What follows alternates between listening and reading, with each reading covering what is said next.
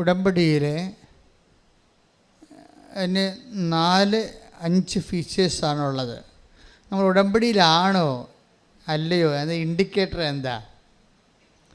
അല്ലെങ്കിൽ നമ്മുടെ ഉടമ്പടി ദൈവം അംഗീകരിച്ചിട്ടുണ്ടോ ഇല്ലയോ എന്നെങ്ങനെ അറിയാൻ പറ്റും? അതിന് കുറഞ്ഞത് ഒരു 4 ഫീച്ചേഴ്സ് ഉണ്ടാകും. ഒന്ന്, നിങ്ങൾക്കൊരു സങ്കടം വരികയാണെങ്കിൽ കമ്മ്യൂണിക്കേഷൻ ലെവലുണ്ടാകും. ഒരു കമ്മ്യൂണിക്കേഷൻ വരും. സാന്ത്വനത്തിൻ്റെ, ദൈവജനത്തിൻ്റെ പ്രത്യേകതയാണ് സാന്ത്വനം. അപ്പോൾ സാന്ത്വനത്തിൻ്റെ ഒരു കമ്മ്യൂണിക്കേഷൻ. അതുകൊണ്ടാണ് നിങ്ങളോട് എപ്പോഴും അരമണിക്കൂർ ബൈബിൾ വായിക്കണമെന്ന് പറയത്തില്ലേ. ഈ സാന്ത്വനം കിട്ടുമ്പോൾ നമുക്കറിയാമല്ലോ, വേർഡ് ഓഫ് ഗോഡിലൂടെ മാത്രമേ ദൈവം കമ്മ്യൂണിക്കേറ്റ് ചെയ്യത്തുള്ളൂ സാധാരണ. അത് നിങ്ങൾക്ക് ആ ദൈവത്തിൻ്റെ സാന്ത്വനം കിട്ടാൻ വേണ്ടിയാണ് നിങ്ങൾ വചനം അരമണിക്കൂർ വെച്ച് എല്ലാ ദിവസവും വായിക്കാൻ പറയണത്. ഇൻ കേസ് എന്തെങ്കിലും കാഷ്വാലിറ്റി ഉണ്ടായി നിങ്ങൾ പെട്ടുപോയാൽ ദൈവത്തിൻ്റെ മനസ്സ് നിങ്ങളോട് പറയണത് വചനത്തിൻ്റെ മീഡിയ ഉപയോഗിച്ചിട്ടായിരിക്കും. അതുകൊണ്ടാണ് നിങ്ങളോട് പറയണത് നിങ്ങൾ അരമണിക്കൂർ വചനം വായിക്കണം. ഇഷ്ടമുള്ള സ്ഥലത്ത് നിന്ന് വായിക്കാം, അല്ല ആദ്യം മുതൽ അവസാനം വരെ വായിക്കണമെന്ന് നിർബന്ധമില്ല. തുറക്കുമ്പോൾ സങ്കീർത്തനമോ സുവിശേഷമോ എന്താണ് നിങ്ങൾക്ക് ദൈവം തരണത് അത് വായിക്കണം. വായിക്കുമ്പോൾ മനസ്സിലാകാതിരിക്കുന്ന ഒരു പ്രശ്നവും ഇല്ല. അത് ഈ കത്തോലിക്കർ മാത്രമേ പറയത്തുള്ളൂ മനസ്സിലാകണില്ലെന്ന്. ബാക്കി എല്ലാവരും പറയും പെട്ടെന്ന് മനസ്സിലാകുന്നുണ്ടെന്ന് പറയും. അത് നിങ്ങൾ അന്വേഷിച്ചാൽ മതി എന്താ കാര്യമെന്ന്. ഇത് വായിക്കാൻ ഭയങ്കര പാടാണ്, മനസ്സിലാകുന്നില്ലെന്ന് കൂടുതൽ എന്നോട് പറഞ്ഞിരിക്കുന്നത് എല്ലാം കത്തോലിക്കരാണ്. പെട്ടെന്ന് മനസ്സിലാകുമെന്ന് പറയുന്നത് ഹൈന്ദവ സഹോദരങ്ങളാണ്. എന്താ കാര്യത്തിനാൽ ഇതിൻ്റെ മനസ്സിലാകേണ്ട ഒരു അഭിഷേക തലമുണ്ട്. അതിന് ഒരു അഭിഷേക തലമുണ്ട്. ദൈവം നമ്മളോട് കമ്മ്യൂണിക്കേറ്റ് ചെയ്യണതാണ്. അതിനുപയോഗിക്കുന്ന ലളിതമായ വാക്കുകളാണ് ബൈബിളിലുള്ളത്. ഞാൻ ഈ ദിവസം അനു വിജയൻ്റെ ഒരു സാക്ഷ്യം കേൾക്കിയിരുന്നു. അപ്പോൾ അനു വിജയനെ സംബന്ധിച്ചിടത്തോളം അവൾ പണയം വെച്ച് വീട്ടിലുണ്ടായിരുന്ന സ്വർണ്ണമാല പണയം വെച്ച് ഉടമ്പടി എടുത്ത ആളാണ്. അപ്പോൾ അതിൻ്റെ അകത്ത് ഇൻവെസ്റ്റ്മെൻറ്റ് അപ്പം തന്നെ അതിൻ്റെ അകത്ത് ചോദ്യം ചെയ്യപ്പെടാത്ത ഇൻവെസ്റ്റ്മെൻറ്റായി. ഇതിൻ്റെ ഇൻവെസ്റ്റ്മെൻറ്റ് ലെവൽ സത്യസന്ധമായാൽ പെട്ടെന്ന് അടയാളങ്ങൾ സ്പീഡപ്പാകും. ദൈവത്തിന് ഒരു സംശയം തോന്നരുത്. ഓരോരുത്തരൊക്കെ ഉടമ്പടി എടുക്കുന്നുണ്ട്, ഇനിയിപ്പോൾ അതിൻ്റെ കുറവൊന്നും വേണ്ട, എന്നാൽ നമുക്ക് ആലപ്പുഴ പോയേക്കാം എന്നൊക്കെ വിചാരിച്ച് അങ്ങനെ ഉടമ്പടി എടുക്കുന്നവരുണ്ട്. അപ്പോൾ അതിൻ്റെ ദൈവത്തിന് അറിയാം അതൊരു ഫേക്ക് കേസാണ്. അവർക്ക് ഇതുകൊണ്ട് വലിയ അത്യാവശ്യമൊന്നുമില്ല, അവർക്ക് അത്ര ഉണ്ട് വലിയ ഇതിനകത്ത് ആശ്രയിക്കണമെന്നുമില്ല. ഇപ്പോൾ എല്ലാവരുമൊക്കെ എടുക്കുന്നുണ്ടല്ലോ, കൂട്ടുകാരും നാട്ടുകാരൊക്കെ എടുക്കുന്നുണ്ട്. ഇനിയിപ്പോൾ അതിൻ്റെ ഒരു കുറവ് നമുക്കുണ്ടാവേണ്ടെന്ന് വിചാരിച്ചുകൊണ്ട് ഒരു സാധാരണ ലെവലിലെടുക്കും. അപ്പോഴും ദൈവത്തെ എപ്പോഴും നമ്മൾ ശ്രദ്ധിക്കേണ്ടതേ, എപ്പോഴും ഉടമ്പടി ശ്രദ്ധിക്കേണ്ടത്, ഇത് എപ്പോഴും അച്ഛൻ പറഞ്ഞ ഒരേ വാക്കാണ്, ഇതൊരു ബൈലാറ്ററൽ എഗ്രിമെൻ്റാണ്. ഉഭയകക്ഷി ആയിട്ടുള്ളൊരു ധാരണാപത്രമാണ്. എന്ന് വെച്ച് കഴിഞ്ഞാൽ നമ്മളൊരു കക്ഷിയാണ് അവിടെ. പ്രാർത്ഥനയും നമ്മളൊരു കക്ഷിയല്ല, ആർക്കും വേണ്ടി പ്രാർത്ഥിക്കാം. അതിനകത്ത് കമ്മിറ്റ്മെൻറ്റ്സ് ഒന്നുമില്ല, നിബന്ധനകളൊന്നുമില്ല. ഉടമ്പടി വരുമ്പോൾ നമ്മളൊരു ഈക്വൽ പാർട്ട്ണറായിട്ട് വരും, ഒരു തുല്യ പങ്കാളിയായിട്ടാണ് വരുന്നത്. ഈ തുല്യ പങ്കാളി വരുമ്പോൾ ഉണ്ടാകുന്നൊരു പ്രശ്നം, ഉടമ്പടി വാഗ്ദാനങ്ങളുടെ അവകാശികളായിട്ട് വരും. അത് 1-2 വാഗ്ദാനമല്ല, ദൈവം ലോകം സൃഷ്ടിച്ച കാലം മുതൽ മനുഷ്യരാശിയുടെ വ്യത്യസ്തങ്ങളായ കാലാവസ്ഥയ്ക്ക് ഉണ്ടായിട്ടുള്ള പ്രതിസന്ധികൾ അതിജീവിക്കുന്നതിന് വേണ്ടി അതാത് കാലത്ത് കൊടുത്തിരിക്കുന്ന അപ്ഡേഷനോട് കൂടിയിട്ടുള്ള വാഗ്ദാനങ്ങൾക്ക് മുഴുവൻ നമ്മൾ അവകാശികളായിട്ട് വരികയാണ്. അപ്പോൾ ഉടമ്പടി എടുക്കുമ്പോൾ നമുക്ക് സാധാരണ പ്രാർത്ഥിക്കുന്ന പോലെ പ്രാർത്ഥിക്കുമ്പോൾ ഇതിനെക്കുറിച്ച് we are not bother about it. അറിയത്തില്ല നമുക്ക് ഇതിൻ്റെ അകത്ത് എന്ത് പ്രാർത്ഥിക്കുമ്പോൾ ഒരു വിഷയം വന്ന് നമ്മൾ പ്രാർത്ഥിച്ചു, അത്രേ ഉള്ളൂ. അത് കിട്ടിയാൽ കിട്ടും, അല്ലെങ്കിൽ പോകാം. പക്ഷേ ഉടമ്പടി അത് പോകത്തില്ല, പോകേണ്ട കാര്യമില്ല. കാര്യം അത് ബൈലാറ്ററൽ എഗ്രിമെൻറ്റാണ്. പിന്നെ നമുക്ക് വരുന്ന ഒരു സീരിയസ്നെസ് എന്ന് പറയണത്, നമ്മൾ ഉടമ്പടിയിൽ നമ്മൾ ആ നിബന്ധനകളെ കൃത്യമായിട്ട് പാലിച്ചെന്ന് നമ്മൾ ഉറപ്പ് വരുത്തണം. അപ്പോൾ ഉറപ്പ് വരുമ്പോൾ നമ്മുടെ ക്ലെയിം കൂടിക്കൊണ്ടിരിക്കും. അങ്ങനെ ക്ലെയിം. അതുകൊണ്ടാണ് ഞാൻ ഈ അച്ഛൻ പറഞ്ഞത് കണ്ണ് കാണാൻ പാലാത്തവരൊക്കെ ഒന്ന് ഉടമ്പടി എടുക്കണമെന്ന് പറഞ്ഞതിൻ്റെ കാര്യം. അവരാദ്യം കണ്ണ് കാണാൻ വേണ്ടി പ്രാർത്ഥിക്കും. ബൈബിൾ ഇപ്പോൾ എൻ്റെ അടുത്ത് വരും, ബൈബിൾ വായിച്ചാൽ ഇല്ല കണ്ണ് കാണാൻ പാടില്ല. ഞാൻ പറഞ്ഞ് വീട്ടിലിരിക്കാൻ പറ്റും, വല്ല കാര്യമുണ്ട് കെട്ടിയെടുത്തേക്കൊണ്ട് വരാൻ. അല്ല കണ്ണ് കാണാൻ പാടില്ലാത്തവരും ഉടമ്പടി എടുക്കരുത്. എടുക്കുകയാണെങ്കിൽ മര്യാദക്ക് വീട്ടിൽ കണ്ണ് കാണാവുന്ന ആൾക്കാരെ കൊണ്ട് വചനം വായിച്ച് കേൾക്കണം, അല്ലാതെ അഭ്യാസം കാണിക്കരുത്. കണ്ണ് കാണാവുന്ന പേരക്കിടാക്കളില്ലേ, അവരെ കൊണ്ട് ബൈബിൾ വായിച്ച് അരമണിക്കൂർ കേൾക്കാമെങ്കിൽ മാത്രമേ ഈ പരിപാടിക്ക് ഇറങ്ങാവൂ. കാര്യം വെച്ചാൽ ഇതിൻ്റെ കമ്മ്യൂണിക്കേഷൻ ലെവൽ വരുമ്പോൾ ഉടമ്പടി ദൈവം ഏത് സമയത്ത് നമ്മളോട് സംസാരിക്കും. ആ സംസാരിക്കുമ്പോൾ ചിലപ്പോൾ അടയാളങ്ങൾ കാണും, ചിലപ്പോൾ സ്വപ്നങ്ങൾ കാണും. ഇതൊന്നും ഒരു പുത്തരിയല്ല, ഒരു പഞ്ഞമുള്ള കാര്യമല്ല. ഉടമ്പടി കമ്മ്യൂണിക്കേഷൻ്റെ പദ്ധതിയാണ്. ദൈവം എങ്ങനെ കാണിക്കും, ദൈവത്തിൻ്റെ മനസ്സിലിരിപ്പ്, കർത്താവിൻ്റെ മനസ്സിലുള്ള കാര്യങ്ങൾ നമ്മളെ ധരിപ്പിക്കുന്നതിനാണ് ദൈവം സ്വപ്നം ഉപയോഗിക്കും, ദർശനം ഉപയോഗിക്കും, അടയാളം ഉപയോഗിക്കും. പിന്നെ ഞാൻ കൂടെയുണ്ട്, നീ ഇപ്പം സങ്കടമാണെങ്കിലും അത് മാറിക്കൊള്ളും, നീ വെയിറ്റ് ചെയ്യാൻ പറഞ്ഞ സ്വർഗീയ സുഗന്ധമായിട്ട് അനുഭവിക്കാൻ പറ്റും. ഇത് ഒരു ദിവസം ഒരു 5-10 സാക്ഷ്യം എടുത്ത് 5-ൻ്റെതും കമ്മ്യൂണിക്കേഷനുണ്ട്. ഇതിനൊന്നും ഒരു സീനിയോറിറ്റി ഒന്നും അല്ല പ്രശ്നം, ഫിഡലിറ്റിയാണ് പ്രശ്നം. ഇപ്പം ഞാൻ 85 കൊല്ലമായി കത്തോലിക്കനാണ്, അല്ലെങ്കിൽ ഞാൻ 65 കൊല്ലമായി കത്തോലിക്കനാണ്, ആ ശുശ്രൂഷയിൽ ചെയ്ത് നിലനിന്ന് പോവുകയാണ്. അതൊന്നും സീനിയോറിറ്റി അല്ല ഇന്നത്തെ വിഷയം. ചിലപ്പോൾ ആദ്യമായിട്ടാണ് നീ ജന്മത്തിൽ ഉടമ്പടി എടുക്കുന്നത്. നീ വിശ്വസ്തതയാണ് പ്രശ്നം, ഫിഡലിറ്റിയാണ് എൻ്റെ അടുത്ത് പ്രശ്നം. അപ്പോൾ നീ വിശ്വസ്തയാണെങ്കിൽ ഉടമ്പടി ഓട്ടോമാറ്റിക്കായിട്ട് ഫയറാകും. അപ്പോൾ ഈ അനുവിജയൻ ഈ ടൈം ഷോർട്ടണിങ്ങിൻ്റെ ഒരു നല്ല സാക്ഷ്യമാണ്. ഒരാൾക്കാർക്ക് ഉടമ്പടി എടുക്കുമ്പോൾ അവർ സിൻസിയർ, ഞാൻ നേരത്തെ പറഞ്ഞത് എന്താണ്, ആദ്യം പറഞ്ഞത് എന്താണ്, ഫിഡലിറ്റി. പിന്നെ വരുന്നത് സിൻസിയറിറ്റിയാണ്. എന്ന് വെച്ച് കഴിഞ്ഞാൽ ആത്മാർത്ഥതയും വിശ്വസ്തതയുമാണ് ഇത് ഫയറാക്കണത്. അല്ലാതെ നിങ്ങൾ കാർക്കുപോയി നിലവിളിച്ചിട്ട് കാര്യമൊന്നുമില്ല. ഇപ്പോൾ ചില ആൾക്കാർക്ക് വിചാരിക്കും നിലവിളിച്ച് ദൈവത്തെ പഠിപ്പിക്കാവുന്ന ഒരു കണിയും നടക്കത്തില്ല. നിങ്ങളുടെ നിലവിളി കുറേ ദൈവം കണ്ടിട്ടുള്ളതാണ്. കാര്യം കണ്ടു കഴിയുമ്പോൾ നിങ്ങൾ ദിവസം കാണിക്കണം, ദൈവം കണ്ടിട്ടുള്ളതാണ്. അപ്പോൾ ഈ കണ്ണീര് കള്ളക്കണ്ണീരാണെന്നുള്ളത് കാര്യം. ഒരിക്കൽ കണ്ണീരിട്ട് കാര്യം സാധിച്ചതിന് ശേഷം പിന്നീട് നിങ്ങൾ ദൈവത്തിനെതിരെ ജീവിക്കും. പിന്നെ കണ്ണീര് വരുമ്പോൾ ദൈവം പറയും ഇത് കള്ളക്കണ്ണീരാണ്, ഇപ്പോൾ കാര്യം കാണാൻ വേണ്ടിയുള്ള തൽക്കാലത്തേക്കുള്ള അഭ്യാസമാണെന്ന് പറയും. പറഞ്ഞ മനസ്സിലായില്ലേ? എന്നുവെച്ചാൽ ഒരിക്കൽ നിങ്ങൾ കണ്ണീരിട്ട് ദൈവത്തിലേക്കുന്ന കാര്യം സാധിക്കും. അപ്പോൾ നിങ്ങൾക്ക് വിചാരിക്കും കരഞ്ഞ് പ്രാർത്ഥിക്കുമ്പോൾ ആന കൂനിയെന്നൊക്കെ പറയും, ബൈബിളൊക്കെ ഉണ്ട് കരഞ്ഞ് പ്രാർത്ഥിക്കണേക്കെ. പക്ഷെ നിങ്ങൾ കരഞ്ഞ് പ്രാർത്ഥിച്ച് ആ കാര്യം കണ്ടതിന് ശേഷം പിന്നെ നിങ്ങൾ ദൈവത്തെ മറക്കും, മറന്ന പോലെ ജീവിക്കും, അല്ലെങ്കിൽ മറന്ന പോലെ പെരുമാറും, മനുഷ്യത്വം പോലും ഇല്ലാത്ത മര്യാദയില്ലാതെ പെരുമാറും, പ്രാർത്ഥന ഇല്ലാതെ ജീവിക്കും. പിന്നെ ഒരു വിഷയം വരുമ്പോൾ നിങ്ങൾ കണ്ണീരിടും. അപ്പോൾ ദൈവം പറയുന്നത് കള്ളക്കണ്ണീരാണെന്ന് പറയും. അത് കള്ളക്കണ്ണീരെന്ന് പറഞ്ഞാൽ അങ്ങനെയാണ്. നമ്മൾ ലോകത്ത് കള്ളക്കണ്ണീരെന്ന് പറയണത് അഭിനയിപ്പിച്ച് ഗ്ലിസറിനടിച്ച് കരയണനാണ് കള്ളക്കണ്ണീരെന്ന് പറയുന്നത്. കണ്ണീര് വരുന്നില്ല എങ്കിലും ഏങ്ങി നിലവിൽ ചില ആൾക്കാരുണ്ടല്ലോ, ചില അപ്പന്മാരൊക്കെ മരിക്കുമ്പോൾ ഞാനൊരു 1600 പണമെടുത്ത് മരിപ്പെടുത്തിട്ടുണ്ട്. അപ്പോൾ ഈ ചില പെമ്മക്കളെ കെട്ടിച്ച് വിട്ടവളെ ആ ഒരു പോക്കും പോയി കളയും. പിന്നെ അപ്പനെയും നോക്കത്തില്ല, അമ്മനെയും നോക്കത്തില്ല. എന്നിട്ട് അവളൊക്കെ വല്ലപ്പോഴുമൊക്കെ അപ്പനൊക്കെ കിടപ്പായി കഴിയുമ്പോൾ ഒന്ന് ഇടയ്ക്കൊക്കെ വരും. വന്നിട്ട് എന്ത് ചെയ്യും, ചുറ്റും നടന്നുള്ള ബന്ധുക്കളെ മുഴുവൻ കാണും. ആദ്യം ആ ചെറിയ ബാഗും പിടിച്ചുകൊണ്ട് വാനിറ്റി ബാഗും പിടിച്ചു. ഇതിലെല്ലാം അയ്യോ അമ്മയുടെ കാര്യം കഷ്ടമാണ്, എന്ത് ചെയ്യാനാണ്, ഞാൻ കൊണ്ടുപോകാമെന്ന് വിചാരിക്കും. ഇവിടെ കൊണ്ടുപോകത്തില്ലേ? ഇങ്ങനെ കുറേ കിളവൻ ഭർത്താവൊക്കെ പറയും ഇവിടെ കൊണ്ടുപോകത്തില്ല, ചത്ത കൊണ്ടുപോകത്തില്ല, ഇവൾ കയറിയിട്ടില്ല. ഇപ്പം ചാകുമെന്ന് ഉറപ്പായപ്പോൾ ബന്ധുക്കളെല്ലാം ക്യാൻവാസ് ചെയ്യണം. അവൾ എന്താണ്, ഞാൻ വരുമ്പോൾ ഇനി അപ്പൻ്റെ അടുത്ത് പോയില്ലെങ്കിലും ബന്ധുക്കളടുത്ത് കൃത്യമായിട്ട് പോകും. അല്ലെങ്കിൽ വിളിച്ച് ബന്ധുക്കളോടൊക്കെ പറയും, ഓരോ കാര്യങ്ങൾ പറയും. അപ്പോഴങ്ങനെ വരുമ്പോൾ ബന്ധുക്കൾ ഓർക്കും ഇവരാണ് ഈ അപ്പനെ നോക്കണമെന്ന്, ഇവളാണ് ഈ അപ്പനെ നോക്കണമെന്ന് നോക്കും. എന്നിട്ട് മരിച്ചു കഴിയുമ്പോൾ ഒരു ഭയങ്കര കരച്ചിലുണ്ട്. കറുത്ത ഉടുപ്പൊക്കെ മേടിച്ച് വെച്ചിരിക്കണം അപ്പം മരിക്കാൻ വേണ്ടി, ആ സമയത്ത് ഇടാൻ വേണ്ടി. എന്നിട്ടൊരു വല്ലാത്ത കരച്ചിലുണ്ട്. അപ്പോൾ എനിക്കറിയാം, ഞാൻ ഇടവക വികാരി കാരണം ഇനി അപ്പനെ നോക്കി ആരാണ് അമ്മ നോക്കി ആരാണെന്നറിയാം.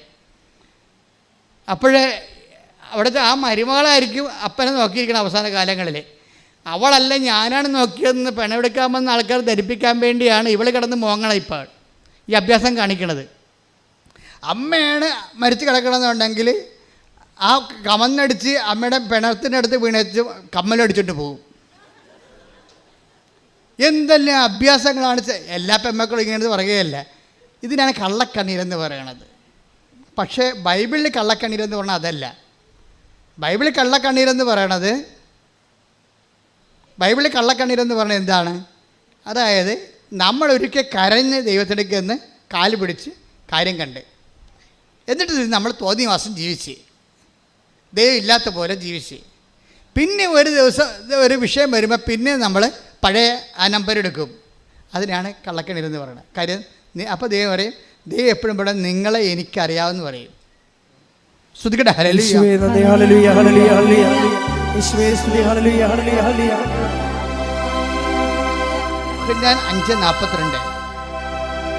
യോഹന്നാൻ 5:42 എനിക്ക് നിങ്ങളെ അറിയാം, നിങ്ങളിൽ ദൈവസ്നേഹമില്ല. എനിക്ക് നിങ്ങളെ അറിയാം. പറഞ്ഞേ, എനിക്ക് നിങ്ങളെ അറിയാം, നിങ്ങൾ ദൈവസ്നേഹമില്ല. നിങ്ങളിൽ ദൈവസ്നേഹമില്ല. ഇത് ഭയങ്കര ക്യാപിറ്റൽ വേർഡാണ്. വളരെ ശ്രദ്ധിച്ച് കൈകാര്യം ചെയ്യുക. ഉടമ്പടിക്കാർ വളരെ ശ്രദ്ധിക്കേണ്ട വചനമാണിത്. എന്താണ്? യോഹന്നാൻ 5:42. എന്താണ്? എനിക്ക് നിങ്ങളെ അറിയാം. അത് തന്നെ ഓർഡർ തമ്മവ ആളറിയാം. അത്ര എനിക്ക് നിങ്ങളെ അറിയാം എന്ന് വെച്ചാൽ നിങ്ങളെ പഴയ ചരിത്രം അറിയാമെന്ന് പറയണം.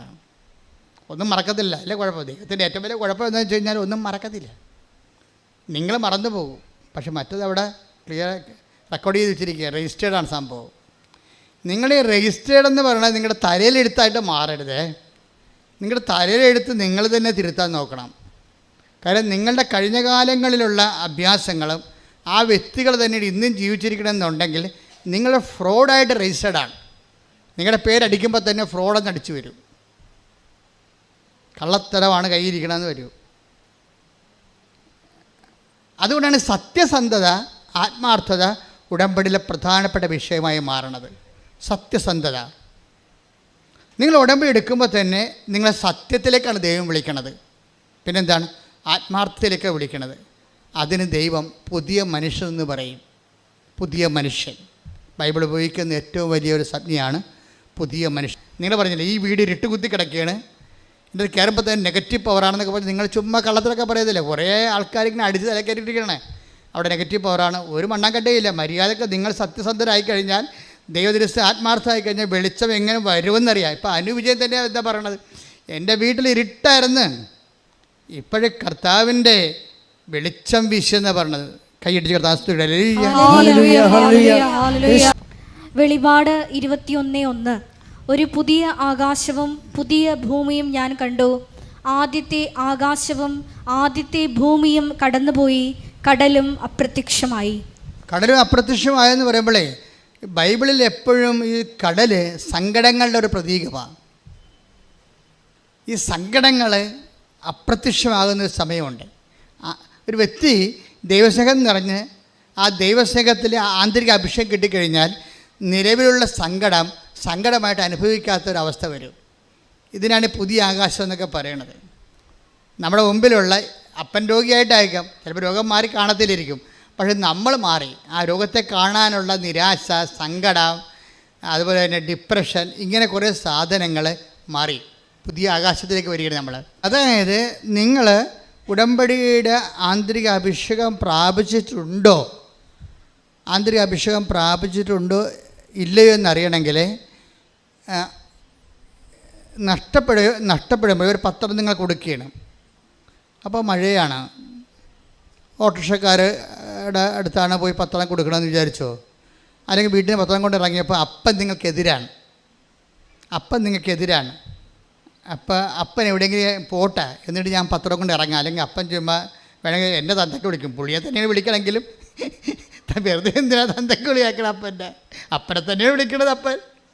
പക്ഷേ എന്തിനാണ് രാവിലെ പുള്ളിക്ക് പണിയുണ്ടാക്കുന്നത്? പുള്ളി പോട്ടെ പോയിട്ട് പത്രം കൊണ്ട് ഇറങ്ങാമെന്ന് വിചാരിക്കും. അപ്പോൾ പോകുമ്പോഴും നിങ്ങളുടെ ഉള്ളിൽ ഉൾക്കണ്ട, നിങ്ങളുടെ വികാരം എന്താണ്? ഉള്ളിൽ ഉൾക്കണ്ട, സങ്കടം അല്ലെങ്കിൽ കാണുക, ഒരു പറയുക, ഇത് എങ്ങനെയെങ്കിലും ഒന്ന് കൊടുത്ത് തീർത്താൽ മതിയായിരുന്നു ഈ സാധനത്തിന്. അപ്പോൾ നിങ്ങൾ കവനൻ്റിലായിട്ടില്ല. കവനൻ്റിലാകുകയാണെങ്കിൽ സന്തോഷം ഫീൽ ചെയ്യും. നഷ്ടപ്പെടുന്ന എല്ലാത്തിനും രോഗികളെ കാണാൻ പോകുമ്പോൾ ഭയങ്കര ഭയങ്കര പ്രസരിപ്പായിരിക്കും. നിങ്ങൾ കവനൻ്റിലാണോ ഇല്ലേ എന്നുള്ള ഇൻഡിക്കേറ്ററാണ് ഞാൻ സംസാരിക്കുന്നത്. ഇപ്പോൾ ഇൻഡിക്കേറ്റർ ഓഫ് കവനൻസ്, അതായത് കവനൻ്റിലാണോ ഇല്ലയോ എന്നുള്ള സൂചന. അതിൽ ഒരു സാധനം ആന്തരിക സന്തോഷമാണ്. രോഗികളെ കാണാൻ പോകുന്നു, അല്ലെങ്കിൽ രോഗികളുടെ അനാഥാലയത്തിൽ പോയി നഖം വെട്ടി കൊടുക്കുന്നു, ഉടുപ്പരക്കി കൊടുക്കുന്നു. അപ്പോൾ നമുക്ക് ത്രില്ലടിക്കും, നമുക്ക് ഉള്ളിൽ ഭയങ്കര സന്തോഷം തോന്നും നമുക്ക്. അപ്പോൾ ആന്തരിക സന്തോഷം. അപ്പോൾ ദാറ്റ് മീൻസ് നിങ്ങൾക്ക് ആത്മാവിൻ്റെ കൃപ കിട്ടി, നിങ്ങൾ കർത്താവിൻ്റെ ലൈനിൽ ഉടമ്പടിയിലാണ്. അതറിയണമെങ്കിൽ സുവിശേഷം 13:44 എടുത്ത് 13:44. സ്വർഗരാജ്യം വയലിൽ ഒളിച്ചു വച്ചിരിക്കുന്ന നിധിക്ക് തുല്യം. അത് കണ്ടെത്തുന്നവൻ അത് മറച്ചു വയ്ക്കുകയും സന്തോഷത്തോടെ പോയി തനിക്കുള്ളതെല്ലാം വിറ്റ് ആ വയൽ വാങ്ങുകയും ചെയ്യുന്നു.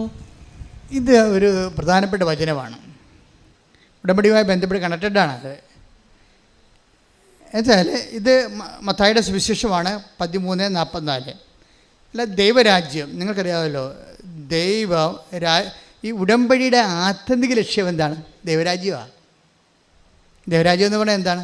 ദൈവഭരണം, റെയിൻ ഓഫ് ഗോഡ്. നമ്മുടെ ജീവിതത്തിൻ്റെ എല്ലാ മണ്ഡലങ്ങളിലും ദൈവഭരണം ഉറപ്പ് വരുത്തിയാൽ ഉടമ്പടി എണ്ണയിട്ട് യന്ത്രം പോലെ ഓട്ടോമാറ്റിക്കായിട്ട് വർക്കൗട്ട് ചെയ്യും. ഉടമ്പടി ഉറപ്പ് വരുത്തിയിട്ട് ദൈവരാജ്യത്തേക്കാൾ പോണതിനേക്കാൾ നല്ലത് ദൈവരാജ്യം ഉറപ്പ് വരുത്തിയിട്ട് ഉടമ്പടി ഓട്ടോമാറ്റിക്കായിട്ട് വർക്ക് ചെയ്യാനാണ്. അപ്പോൾ ദൈവരാജ്യം എന്താണ് ഒരു വിഷയം. ഇപ്പം ഇന്നലെ ഒരു കേസ് ഞാനെടുത്ത്, അപ്പോൾ അദ്ദേഹത്തിൻ്റെ വൈഫ് വഴക്കിട്ട് പോയിരിക്കുകയാണ്. അപ്പോൾ അവർ ഒന്നിച്ച് ജീവിക്കണമെന്നാണ് പുള്ളി എൻ്റെ അടുത്ത് എഴുതി തന്നിരിക്കുന്നത്. അപ്പോൾ ഞാൻ മാതാവിൻ്റെ അടുത്ത് കൊണ്ടുവന്ന് അത് വെച്ചിട്ട് തിരിച്ചു വന്ന ആളോട് ചോദിച്ച്, നിങ്ങൾ പോയി വിളിക്കുവാന്ന്. വിളിക്കത്തില്ല. അത് എന്ത് മാതാവിനെ കൊണ്ട് വിളിപ്പിക്കാൻ വേണ്ടി ഇരിക്കുന്ന പാപ്പടമ്മ വിളിക്കത്തില്ല. പുള്ളിക്കാർ ഈക്കുണ്ട്. അത് ലോകരാജ്യം എന്ന് പറയും. എന്നുവെച്ചാൽ അയാളുടെ അധികാരം. കാര്യം ഞാൻ പോയി വിളിച്ചുകൊണ്ട് വന്നാൽ അവിടെ അമ്മായിയമ്മ ഇരിപ്പുണ്ട്. അവിടെ എന്താണ്, അങ്ങനെ വരട്ടെ, അവസാനം പട്ടി വന്ന പോലെ നീ വന്നില്ല, നിന്നെ വരത്താൻ എനിക്കറിയാവുന്ന അമ്മായിയമ്മ അവിടെ നിന്ന് പറയും. അപ്പോൾ അവരെ ചവിട്ടിക്കിറാൻ വേണ്ടി ഇയാൾക്ക് തോന്നും. അതുകൊണ്ട് ആ അഭ്യാസത്തിൽ ഞാനില്ല. അവൾ വരണേ വന്നിട്ട് ഒരുമിച്ച് ജീവിക്കാൻ തയ്യാറാണ്. ഇവിടെ ദൈവരാജ്യമില്ല. മനസ്സിലായില്ലേ? ദൈവരാജ്യം എന്ന് പറയണത് ദൈവത്തിൻ്റെ വചനത്തിന് വേണ്ടി, സ്വന്തം ദൈവഭരണത്തിന് വേണ്ടി സ്വന്തമായിട്ട് അടിയുറ വെക്കണം. അവിടെ അഹങ്കാരമില്ല, ക്ഷമയുണ്ട്. ക്ഷമയെന്ന് പറഞ്ഞാൽ എന്താണ്? കണ്ടൻറ്റ് വൈസ് ക്ഷമ എന്താ? മഹാത്മാഗാന്ധിയുടെ ക്ഷമയല്ലേ ബൈബിളിലെ ക്ഷമ? കണ്ടൻറ്റ് വൈസ് ഒരു ക്ഷമ എന്ന് പറയുന്നത് കണ്ടൻറ്റ് വൈസിൽ അതിൻ്റെ അകത്ത് ചേരുവകയിൽ ക്ഷമയെന്ന് പറയുന്നത് എന്താണ്? സഹിക്കുന്ന സ്നേഹത്തിനാണ് ക്ഷമയെന്ന് പറയണത്. മനസ്സിലായ? ഞാൻ മണ്ണോളം ക്ഷമിച്ചെന്നൊക്കെ പറയണതല്ല പ്രശ്നം. സഹിക്കുന്ന സ്നേഹം എന്ന് പറഞ്ഞാൽ ആർക്കുള്ളതാണ്? കുരിശിലെ കർത്താവിനുള്ളതാണ് സഹിക്കുന്ന സ്നേഹം. ഈ സഹനം മുഴുവനും എന്തിനു വേണ്ടിയാണ്? നമ്മളുള്ള സ്നേഹത്തെ പ്രതിയാണ്. അപ്പോൾ സഹനം ഫീൽ ചെയ്യുന്നില്ല. ആളിൻ്റെ ഉള്ളിൽ സന്തോഷമാണ് ഉള്ളത്. നമ്മളാണ് ദുഃഖമാണെന്നൊക്കെ പറഞ്ഞ് പാട്ടൊക്കെ പാടി വെറുതെ കണ്ണിൽ നടത്തുന്നത്. ആളുടെ ഉള്ളിൽ ആ സമയത്ത് ഐസയ്യാ 53:10. അവിടുന്നാണ് അവനെ ക്ലേശങ്ങൾക്ക് വിട്ടുകൊടുത്തത്. ആരാണ്? പിതാവായ ദൈവം പറഞ്ഞ് അവിടുന്നാണ് അവനെ ക്ലേശങ്ങൾക്ക് വിട്ടുകൊടുത്തത്. അപ്പോൾ നിങ്ങൾ എപ്പോഴും ഓർക്കേണ്ടതാണ്, ഈ ക്ലേശത്തിൻ്റെ ഒരു ഭാഗം നമുക്കുണ്ടാകുന്ന ക്ലേശം എല്ലാം അങ്ങനെയല്ല, ഒരു ഭാഗം ദൈവദത്തമാണ് അതിനകത്ത് വരുന്നത്. അതിന് ദൈവികമായ ലക്ഷ്യങ്ങളുണ്ടാവും. നമ്മളൊന്ന് മാറ്റി മറിച്ച് ദൈവ പൈതലായി എടുക്കാൻ വേണ്ടിയുള്ള ഒരു മോൾഡിങ്ങിൻ്റെ ഭാഗമായിട്ട് ചില സമയത്ത് ചില ഗിവൺ ആയിട്ടുള്ള ചില നമുക്ക് നൽകിയിട്ടുള്ള ചില തനത് ക്ലേശങ്ങളുണ്ടാകും. പറഞ്ഞോളൂ. പാപപരിഹാര ബലിയായി തന്നെ അർപ്പിക്കുമ്പോൾ അവൻ തന്റെ സന്തതി പരമ്പരയെ, അതായത് നമ്മളെയൊക്കെ ഓർത്തിട്ട് അവൻ്റെ സന്തതി പരമ്പരയാണ് ഈ കാലഘട്ടം 2000 കൊല്ലമായിട്ട് അവൻ്റെ രക്തത്തിൽ ജനിച്ചിട്ടുള്ള അവന് നാഥനും രക്ഷകനും ഏറ്റു പറഞ്ഞിട്ട് നിത്യതയ്ക്ക് വേണ്ടി അവൻ നേടിയ നിത്യതയ്ക്ക് അവകാശം ലഭിച്ച ദൈവ പൈതലേ, അതാണ് സന്തതി പരമ്പരയെ കാണുകയും ദീർഘായുസ്സ് പ്രാപിക്കുകയും ചെയ്യും. അപ്പം അവൻ പ്രത്യാശ അർപ്പിക്കുകയും അവൻ്റെ വേദനയിൽ അവൻ ദീർഘായുസ് പ്രാപിക്കുകയും ചെയ്യണം. എന്നുവെച്ചാൽ ദീർഘായുസ് എന്ന് വെച്ചാൽ അവൻ്റെ ദീർഘായുസത്ത് ആയുസിൻ്റെ ദീർഘം എന്നുവെച്ചാൽ ഉയർപ്പാണ് ഉദ്ദേശിക്കുന്നത്. അവൻ പീഡാനുഭവത്തിൻ്റെ സമയത്ത് തന്നെ തിരുവുദ്ധാനത്തിൻ്റെ ആന്തരിക സന്തോഷം അനുഭവിച്ചവനാണ് ക്രിസ്തു. കൈയടിച്ച് കർത്താവ്. എൻ്റെ മക്കൾ എപ്പോഴും ശ്രദ്ധിക്കേണ്ട ഇതാണ്, ഈ ഐസയ 53:10 മറന്നു പോകരുത്. അതായത് നമ്മുടെ ക്ലേശങ്ങളിൽ തന്നെ, ഓരോ ക്ലേശങ്ങളിലും തന്നെ നമ്മുടെ തിരുവുദ്ധാനത്തിൻ്റെ വിത്തുകൾ ഉൾപ്പെട്ടിട്ടുണ്ടത്. പക്ഷേ നിങ്ങൾ ക്ലേശങ്ങളെ ക്രിസ്തുവിൻ്റെ നാമത്തെ പ്രതി ദൈവസ്നേഹത്തോടെയാണ് ക്ലേശങ്ങളെ അക്സെപ്റ്റ് ചെയ്യേണ്ടത്. ആ ഒരു ഫോർമാറ്റ് തന്നെയാണ് ഈ 13:44 എന്താണ് 13:44 എന്താ പറയണത്? നിങ്ങൾ ദൈവരാജ്യം കണ്ടെത്തി കഴിഞ്ഞാൽ പിന്നെ എന്ത് ചെയ്യും? ദൈവരാജ്യം എന്ന് പറഞ്ഞത് ക്രിസ്തുവാണേ. അതായത് നമ്മുടെ ജീവിതം ഇപ്പം തന്നെ ഈ മനുഷ്യൻ കർത്താവിൻ്റെ നാമത്തെ പ്രതി ഞാൻ പോയി ജീവിത പങ്കായി വിളിച്ചുകൊണ്ട് വരും. അമ്മായിയമ്മെന്ന് പറഞ്ഞാലും നാളെ ഞാൻ വിളിച്ചുകൊണ്ട് വന്ന കാരണം ഭാര്യ ചില മുഷ്കത്തടമൊക്കെ വീട്ടിൽ കാണിക്കുക. ചില പെണ്ണുങ്ങളെ നിങ്ങളൊന്നും അല്ല കേട്ടോ, നിങ്ങൾക്ക് എന്നെ കണ്ണു പിടിച്ച് നോക്കേണ്ട കാര്യമില്ല. ചില പെണ്ണുങ്ങളെ നമ്മൾ വിളിച്ചുകൊണ്ട് പോയി കഴിഞ്ഞാൽ അവൾ വന്നാൽ പിന്നെ നമ്മുടെ തലയിൽ കയറിയിരിക്കും. അത് ഇയാൾക്കറിയാം, ചില പെണ്ണുങ്ങളുടെ സ്വഭാവമാണെന്നറിയാം. അപ്പോൾ അതുകൊണ്ട് അവൾ ഞാനേ വരട്ടെ, ഞാൻ സ്വീകരിച്ചോളാം, അപ്പോൾ അടങ്ങി ഒതുങ്ങി വീട്ടിൽ കഴിയുമല്ല എന്നാണ് ഇയാൾ പറയണത്. പക്ഷേ അതിനകത്ത് ദൈവരാജ്യമില്ല. ദൈവരാജ്യം എന്താണ്? ഇവളോ ഇവളുടെ അമ്മയോ ഇവൻ്റെ ജീവിതമോ ഇവളല്ല എൻ്റെ കക്ഷി ആരാണ്? ക്രിസ്തുവാണ്. ക്രിസ്തുവിനെ പ്രതി ഞാൻ പോകും. നാണം കെട്ടാലും ആക്ഷേപം സഹിച്ചാലും അത് ക്രിസ്തുവിൻ്റെ സഹനത്തിൻ്റെ കൂടെ വെക്കുമ്പോൾ ക്രിസ്തുവിൻ്റെ പുനരുദ്ധാനം ഞാൻ അവകാശിയാക്കും. കൈയടിച്ച് ശ്രദ്ധിക്കട്ടെ. അപ്പോൾ നമ്മൾ ഉടമ്പടിയിലായോ എന്നറിയാനുള്ള ഇൻഡിക്കേറ്ററാണ്. ഇപ്പോൾ കറണ്ട് ഉണ്ടോ ഇല്ലേ എന്നറിയാൻ വേണ്ടി ഒരു ഇൻഡിക്കേറ്റർ ലാമ്പ് ഉണ്ടാവും അല്ലേ? അത് നമ്മൾ രാത്രിയിലും ആ ഇൻഡിക്കേറ്റർ ലാമ്പ് അവിടെ കിടക്കും. അതിൽ കറണ്ട് ഇല്ലെങ്കിൽ ഇൻഡിക്കേറ്റർ ലാമ്പ് കെട്ടുപോകും. നമ്മൾ ഉടമ്പടിയിലാണോ എന്നറിയാനുള്ള ഒരു ഇൻഡിക്കേറ്ററാണ് ഈ ആന്തരിക സന്തോഷം. മനസ്സിലായില്ലേ? രോഗികളെ കാണാൻ പോകുമ്പോഴും നമുക്കുള്ളിൽ സന്തോഷം ഉണ്ടാകും. അപ്പോൾ നിങ്ങൾ ഓർക്കുക, നിങ്ങൾക്ക് സന്തോഷം ഉണ്ടെങ്കിൽ ഓർക്കുക, ഈ 13:44 വർക്കൗട്ട് ചെയ്യുന്നുണ്ടെന്ന് നോക്കണം. അത് ഇൻഡിക്കേറ്ററാണ്. നിങ്ങൾ രോഗികളെ കാണാൻ പോകുമ്പോൾ ഉള്ളിൽ സന്തോഷം തോന്നുന്നുണ്ടോ? നിങ്ങൾ ഉടമ്പടിയിലാണ്. നിങ്ങൾക്ക് രോഗികളെ പത്രം കൊടുക്കാൻ പോകുമ്പോൾ നിങ്ങൾക്ക് സന്തോഷം തോന്നുന്നുണ്ടോ? കർത്താവിൻ്റെ നാമത്തെ എല്ലാവരും അറിയിക്കാൻ വേണ്ടി ദൈവം എന്നെ അപ്പോസ്തലന്മാരുടെ സ്ഥാനത്ത് തിരഞ്ഞെടുത്തല്ലോ കർത്താവേ, എൻ്റെ ആയുസ്സിൽ ഒത്തിരി സ്ഥലത്ത് അവസാനം വരെ നിന്നെ അറിയിക്കാൻ ഇതുപോലെ എന്നെ ഉപകരണമാക്കണമേ എന്ന് പ്രാർത്ഥിച്ചു പോകുന്ന 10,000 ആൾക്കാർ ഉടമ്പടിയിലുണ്ട്. അപ്പോൾ ചില ആൾക്കാർ ഈ വീട്ടിൽ നിന്ന് ഇറങ്ങുമ്പോൾ തന്നെ അങ്ങോട്ടും ഇങ്ങോട്ടും ഞാൻ കക്കാൻ പോണ പോലെ പത്രം കൊടുക്കാൻ പോണത്. അങ്ങനെ അവർ കാണും, അവർ പറയുമോ എന്ത് ദൈവമേ. അപ്പോൾ ഇങ്ങനെ ചങ്കിടിച്ചും ചുണ്ട് പറച്ചുമൊക്കെ പോകും. അപ്പോൾ നിങ്ങൾ you are not in covenant, നിങ്ങൾ ഉടമ്പടിയിലല്ല, ആന്തരിക സന്തോഷമില്ല, നിങ്ങൾക്ക് ഭാരമാണ്. ആന്തരിക സന്തോഷം വേണമെങ്കിൽ you must love of God. നിങ്ങൾ ആദ്യമേ ചെയ്യേണ്ടത് ദൈവസ്നേഹം വർദ്ധിക്കുക. പുതിയ ആൾക്കാർക്ക് വേണ്ടിയാണ് ഞാൻ പറയണത്.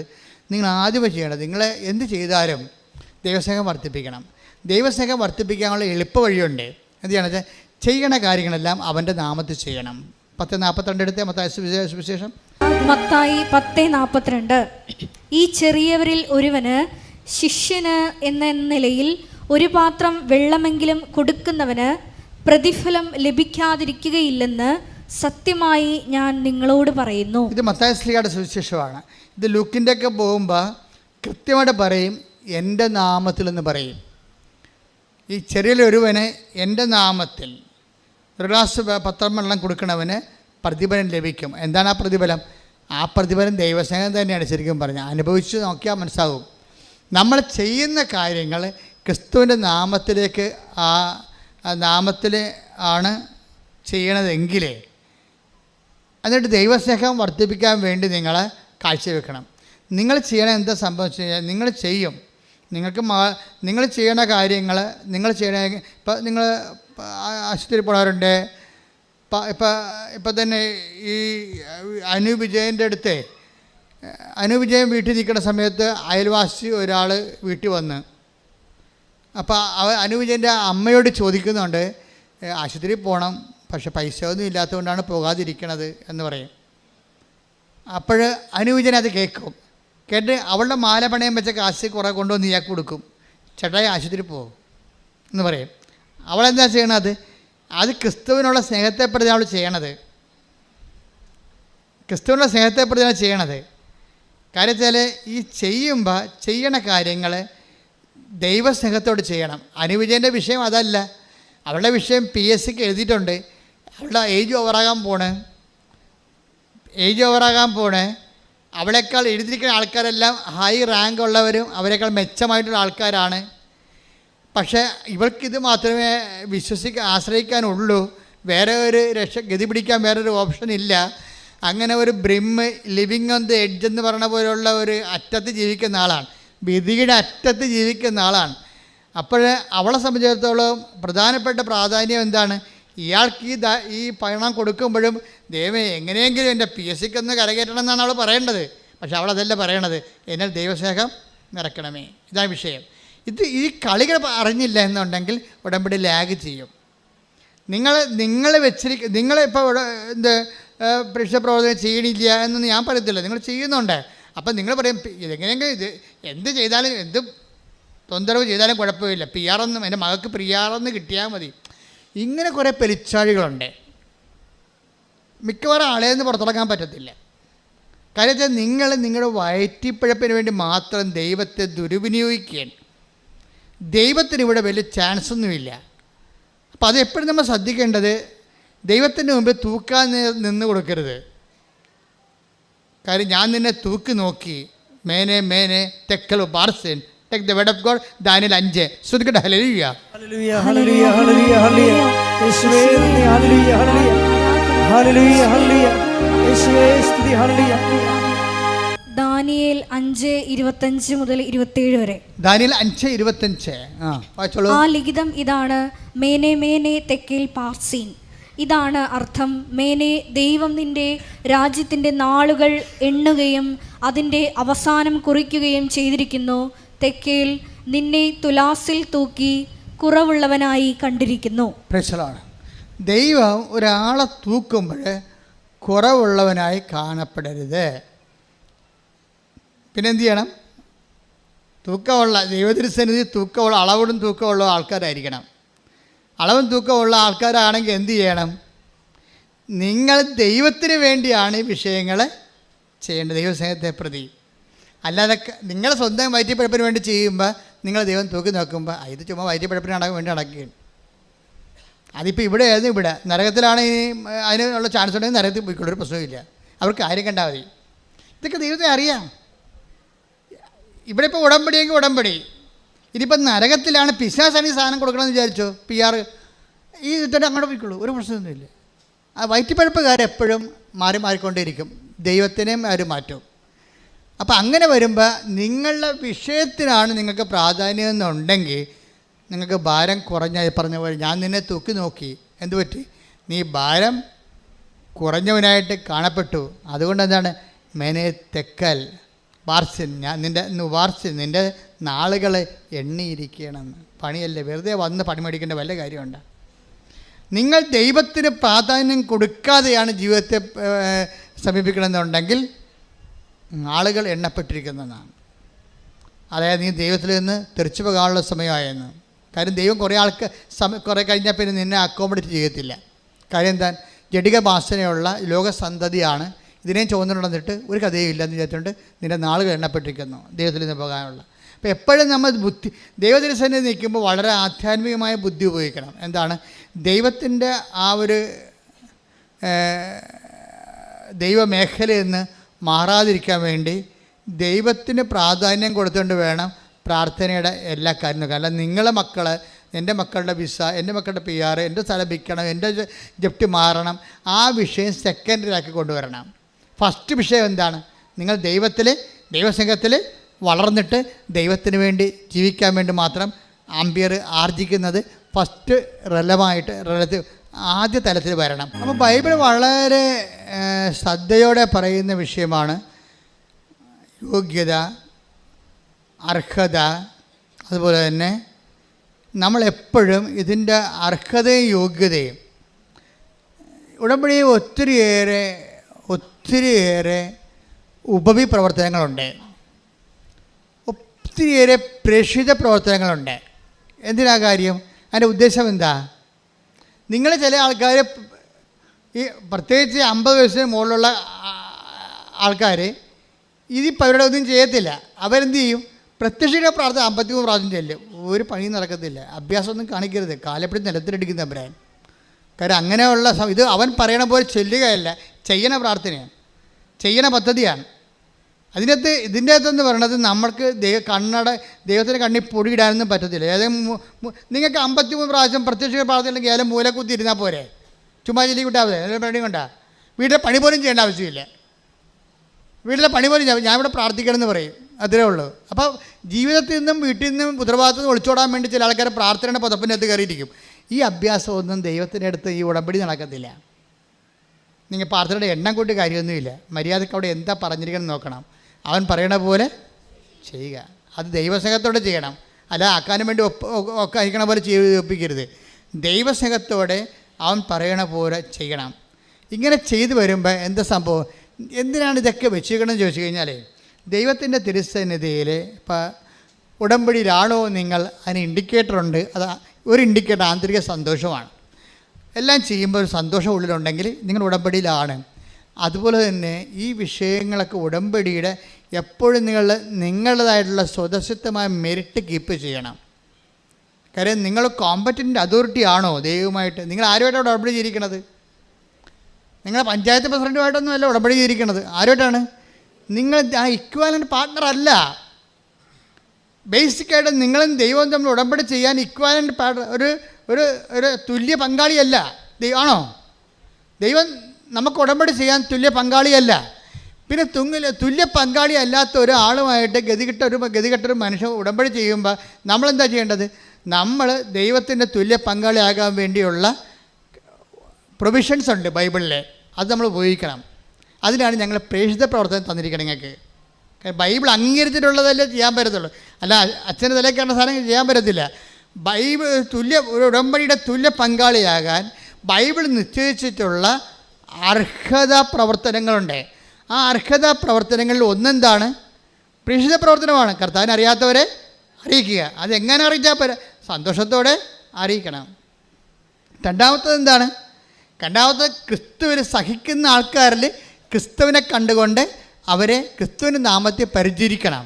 ഉപവിപ്രവർത്തനം വേണ്ടത് അങ്ങനെയാണ്. ഈ രണ്ട് സംഭവങ്ങളാണ് രണ്ട് ചിറകായിട്ട് വരണത്. ഇതിൻ്റെ ചിറകാണ് ടൈം ഷോട്ട് ചെയ്യണത്. അപ്പോൾ എപ്പോഴും നമ്മൾ ചെയ്യണത് ഇത് പദ്ധതി പ്രാർത്ഥനയാണ്. ഇപ്പോൾ പദ്ധതി പ്രാർത്ഥനയാകുമ്പോൾ അതിൻ്റെ മിനിമം ഇതാണ് ഇതിൻ്റെ അർഹത എന്ന് പറയുന്നത്. അർഹത യോഗ്യത എന്നൊക്കെ പറയും.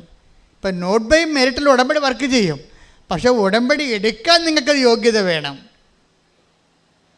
കാര്യം നോട്ട് ബൈ മെറിറ്റിൽ ഉടമ്പടി വർക്ക് ചെയ്യണമെന്ന് പറഞ്ഞാൽ എന്താണെന്നറിയാവോ? ഇപ്പോൾ നോട്ട് ബൈ മെറിറ്റ് നിങ്ങളുടെ മെറിറ്റ് അല്ലാതെ ഉടമ്പടി വർക്ക് ചെയ്യും. ഇപ്പോൾ ക്യാൻസർ 4th സ്റ്റേജ് എന്ന് പറയും. അപ്പോൾ ഇന്നലെ ഒരു സാക്ഷ്യം വായിച്ചു. അതെന്ന് വെച്ചാൽ അവർ ഡോക്ടറുടെ അടുത്ത് ചെല്ലുമ്പോൾ അവർ പ്രഗ്നൻ്റ് അല്ല, 9 കൊല്ലമായിട്ട് മക്കളില്ല. ഡോക്ടറുടെ അടുത്ത് ചെന്ന് ടെസ്റ്റ് ചെയ്യുമ്പോൾ പ്രഗ്നൻ്റ് അല്ല. അവർ പുറത്തിറങ്ങി മടുത്തു, ഇനി ഒരു ഡോക്ടറും അടുത്തും പോണില്ല, ഒരു ആശുപത്രിയിലും പോണില്ല, ഞങ്ങൾ നിർത്തി എന്ന് പറഞ്ഞിട്ട് അവർ തീരുമാനമെടുക്കും. മാതാവിൻ്റെ അടുത്ത് ചെന്ന് അമ്മ കുഞ്ഞിനെ തരുമെങ്കിൽ മേടിക്കും, അല്ലെങ്കിൽ ദൈവത്തിൻ്റെ ഇഷ്ടം പോലെ എന്ന് പറഞ്ഞിട്ട് ഉടമ്പടി എടുക്കാൻ തീരുമാനിച്ചു. ഉടമ്പടി എടുക്കാൻ തീരുമാനിച്ചു കഴിഞ്ഞിട്ട് പിന്നെ അവർ കൃപാസനത്തിൽ വന്നിട്ടില്ല, എടുക്കാൻ തീരുമാനിച്ചതേ ഉള്ളൂ. അതുക്കുമ്പോൾ ടെസ്റ്റ് ചെയ്തപ്പോൾ കുഞ്ഞുങ്ങളില്ല. അച്ഛൻ ഇന്ന് ഞായറാഴ്ച കുർബാനക്കത് പറഞ്ഞായിരുന്നു. എന്താ സംഭവിച്ചിരിക്കേണ്ടത്? ടെസ്റ്റ് ചെയ്തപ്പോൾ അവർ പ്രഗ്നൻ്റാണ്. ഈ ദൈവ പദ്ധതിയുടെ രീതി അതാണ്. അതായത് നേരത്തെ സയൻറ്റിഫിക്കായി ടെസ്റ്റ് ചെയ്താണ് അവർ പ്രഗ്നൻ്റ് അല്ല. പക്ഷേ പിന്നെ സംഭവിച്ച കാര്യം എന്താണ്? അവർ ഉടമ്പടി എടുക്കാൻ തീരുമാനിച്ചു എന്നേ ഉള്ളൂ. ഉടമ്പടി എടുക്കാൻ തീരുമാനിക്കുമ്പോൾ സംഭവിക്കണത്, ചില ആൾക്കാർ വീട്ടിൽ ഇരുന്ന് ഉടമ്പടി എടുക്കാമെന്ന് വിചാരിച്ചാൽ മതി, അപ്പം തന്നെ ബ്ലെസ്സിങ്സ് വരാൻ തുടങ്ങും. അതിൻ്റെ കാരണം വെച്ച് കഴിഞ്ഞാൽ നിങ്ങൾ സത്യസന്ധരാണെന്നും ഉടമ്പടി വൃത്തിമേനായിട്ട് ചെയ്യുമെന്നും നിങ്ങൾ ദൈവതിരുസന്നിധിയിൽ ആത്മാർത്ഥതയോടെ ഇത് നിറവേറ്റുമെന്നും നിങ്ങൾ എടുക്കാൻ തീരുമാനിക്കുമ്പോൾ തന്നെ ദൈവത്തിന് അറിയാൻ പറ്റും. അതുകൊണ്ട് അപ്പം തന്നെ അനുഗ്രഹം വരാൻ തുടങ്ങും. ചില ആൾക്കാർ ഉടമ്പടി എടുത്ത് 4 ഒന്ന് പുതുക്കിയാൽ പോലും ദൈവം തിരിഞ്ഞു നോക്കത്തില്ല. എന്താ കാര്യം? അവരെ ഉടമ്പടി എടുത്ത കാലത്ത് എന്ത് സ്വഭാവമായിരുന്നു അത് തന്നെയാണ് ഇപ്പോഴും. എന്ത് സ്വഭാവമായിരുന്നു ഉടമ്പടി എടുക്കുന്ന കാലത്ത് അവർക്ക് ഒരു മാറ്റം അവർക്കില്ല. പിന്നെ ചെയ്തില്ല, പത്രം കൊടുത്ത് രോഗികളെ പോയി കൊണ്ട് ഇങ്ങനെ എല്ലാത്തിനും ഇങ്ങനെ പെട്ടെന്ന് ഉത്തരം പറയും. പക്ഷേ എന്ത് അരൂപിയിലാണിത് ചെയ്തിരിക്കണത്? നിങ്ങൾ എന്ത് ചെയ്താലും ഈശോ ചോദിക്കും എന്ത് ചെയ്തു എന്നുള്ളതല്ല, എന്ത് അരൂപി ചെയ്തെന്നാണ് ചോദിക്കണേ. അതാണ് എൻ്റെ അത് പണി എല്ലാവരും മേടിക്കണം ഇവിടെ വെച്ചാണ്. എന്ത് ചെയ്യുക എന്ന് നമുക്ക് എന്തും ചെയ്യാം. പക്ഷേ എന്ത് അരൂപി ചെയ്തത്? ദൈവത്തിന് വേണ്ടിയാണോ ചെയ്തത് അതോ മനുഷ്യൻ്റെ പ്രീതിക്ക് വേണ്ടിയാണോ ചെയ്തത്? അതാണ് ചോദിക്കണത്. പല കാര്യങ്ങളും ചെയ്യണത്, ലോകത്തിലുള്ള ആൾക്കാർ ചെയ്യണത് മനുഷ്യൻ്റെ പ്രീതിക്ക് വേണ്ടി ചെയ്യും. ചിലപ്പോൾ ഇലക്ഷനിൽ വോട്ടിന് ലക്ഷ്യമാക്കി ചെയ്യും. അങ്ങനെ ഓരോ വിഷയം ഉദ്ദേശിച്ച് ചെയ്യും. പക്ഷേ അരൂപി നമ്മൾ ദൈവത്തിന് വേണ്ടിയാണ് ചെയ്യണമെന്നുണ്ടെങ്കിൽ ഭൗതിക ലാഭനഷ്ടങ്ങൾ അവിടെ റെഫറൻസ് വരുന്നില്ല. ഭൗതിക ലാഭനഷ്ടങ്ങൾ നമുക്ക് ചിലപ്പോൾ നഷ്ടം തന്നെയായിരിക്കും ഉണ്ടാകണത്. പക്ഷേ നമ്മൾ ചെയ്തിരിക്കുന്ന ദൈവ മഹത്വത്തിനും ദൈവത്തിൻ്റെ വചനം ഉള്ളത് കൊണ്ടും വചനം അനുസരിക്കുന്നത് കൊണ്ടും അതുകൊണ്ട് ദൈവത്തെ മഹത്വപ്പെടുത്താൻ വേണ്ടിയാണെങ്കിൽ ഉടമ്പടിയിൽ എപ്പോഴും നമ്മൾ ചെയ്യുമ്പോൾ ആ ഫോർമാറ്റാണ് ഉപയോഗിക്കണം. എന്താണ്?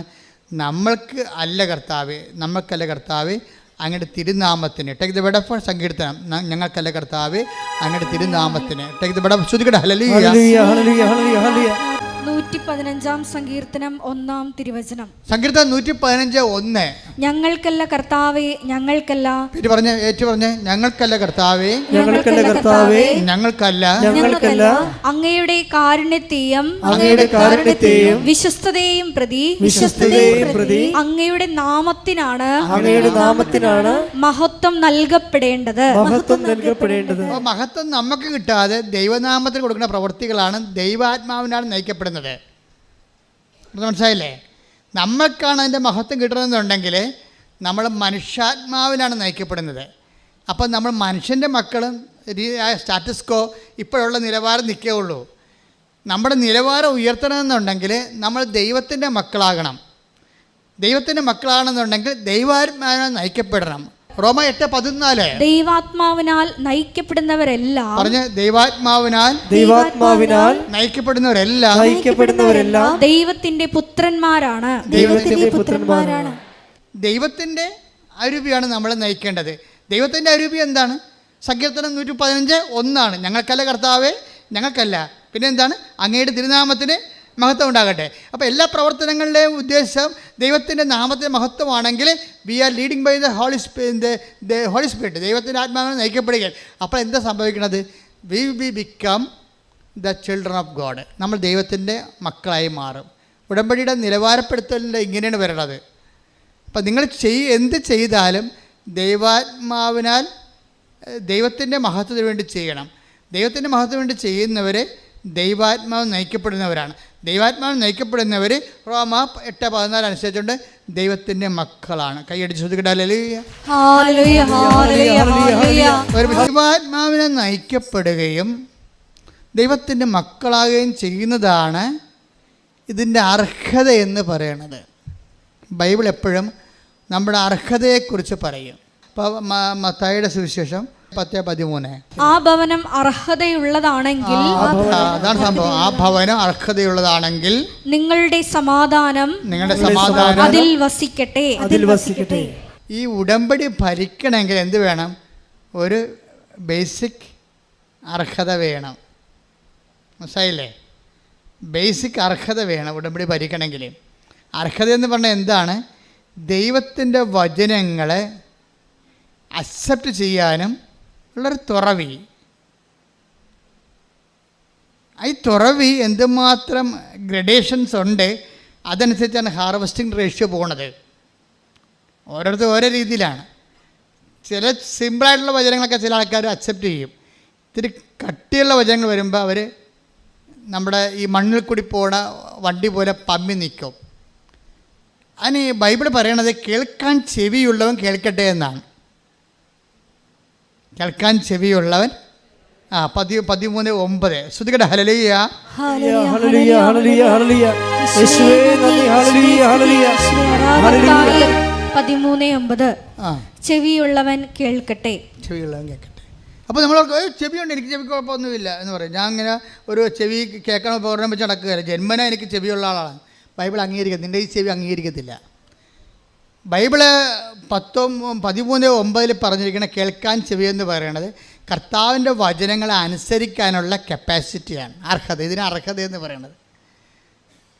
എൻ്റെ മക്കളെ, നിങ്ങളുടെ ഇപ്പോൾ ചില പറയില്ല, അതായത് ഇപ്പം ഞാൻ ചില ഈ ആൾക്കാരെ വരുന്ന ചില ക്യാൻസർ കല്യാണക്കാരോട് പറയും, മോനെ 27 മുതൽ 54 വരെ ദിവസങ്ങൾ ഓക്കെ വന്ന് സാക്ഷ്യം പറഞ്ഞോളാൻ പറയും. എന്താ കാര്യം? അതൊരു മെസ്സേജാണ്. അല്ലെങ്കിൽ അവർ പറയും ലിവറിന് കേടാണ്, വയറിൽ വെള്ളം കുത്തിയെടുക്കുകയാണ്, ഒരു ദിവസം 1 ലിറ്റർ കുത്തിയെടുക്കുമെന്ന് പറയുമ്പോൾ അപ്പോൾ അവരുടെ തലയിൽ പറയും സാക്ഷ്യം പറഞ്ഞോളൂ കേട്ടാന്ന് പറയും. എന്താ കാര്യം?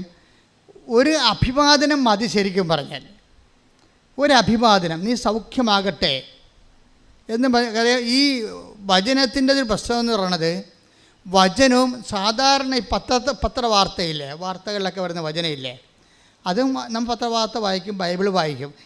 ഡിഫറൻസ് എന്താണെന്ന് നിങ്ങൾ അറിയണം. ഒന്നാമത്തതിൽ പത്രവാർത്ത നമ്മൾ വായിച്ച് മാറ്റുന്നു. ആ വാർത്ത കഴിയുമ്പോൾ ആ വാർത്ത കഴിഞ്ഞു. അപ്പോൾ കഴിയുമ്പോൾ അത് പിന്നെ പാസ്റ്റ് ടെൻസായി മാറുമ്പോൾ അത് ചത്തുപോകും. ആ വാർത്ത ചത്തുപോകും, ആ ന്യൂസ് ചത്തുപോകും, പ്രസക്തമല്ലാതെ വരും. പക്ഷേ ദൈവവചനം അങ്ങനെയല്ല. ഇത് കാലം ചെല്ലുന്തോറും ഇത് പ്രസക്തി കൂടിക്കൊണ്ടേയിരിക്കും. അതുകൊണ്ട് കർത്താവ് 21:34 പറയണത്, ആകാശം മാറിയാലും protect the word of God, ഭൂമി മാറിയാലും ഞാൻ നിങ്ങളോട് പറഞ്ഞ വചനത്തിന് അത് അതിൻ്റെ പ്രസക്തി ആയിരിക്കുന്നതാണ്. മറ്റെല്ലാ വാർത്തകളെല്ലാം ടൈം കഴിയുമ്പോൾ ചത്തുപോകും, ഇറലവൻ്റ് ആയിപ്പോകും. ചത്തുപോകുന്ന വെച്ച് കഴിഞ്ഞാൽ വാർത്ത ചത്തു കഴിഞ്ഞാൽ വാർത്ത പ്രസക്തമല്ല. ഇപ്പം നമുക്ക് ഇപ്പോൾ ഈ കഴിഞ്ഞ ഇലക്ഷനിൽ കുറേ ആൾക്കാർ ജയിച്ചു, ഇപ്പം അത് വാർത്തയല്ല, it is over, it is dead and gone, അപ്രസക്തമായിപ്പോയി.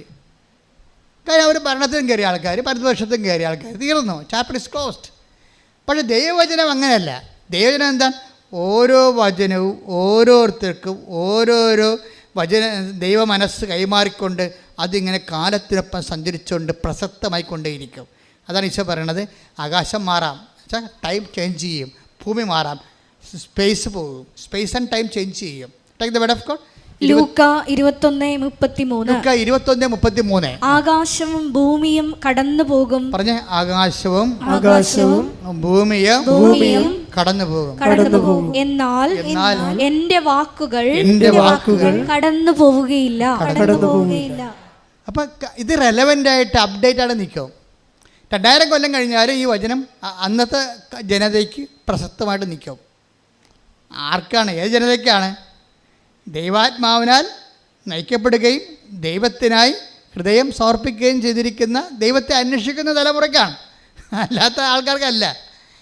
കാര്യം അതിൻ്റെ ആ തലമുറയെ സംബന്ധിച്ചിടത്തോളം ദൈവം കമ്മ്യൂണിക്കബിളാണ് എപ്പോഴും. ശ്രുതികട മക്കളെ, ഹല്ലേലൂയ, ഹല്ലേലൂയ, ഹല്ലേലൂയ. ഒരു മോള് സാക്ഷ്യം പറഞ്ഞായിരുന്നു. ലിഷ ജൻഷൻ കവനൻ്റിലാണ് ആൾ. കാര്യം കമ്മ്യൂണിക്കേഷനുണ്ട് ദൈവവുമായിട്ട്. ഇത് കവനത്തെ ഉടമ്പടിയിലാണ് ദൈവമായിട്ട്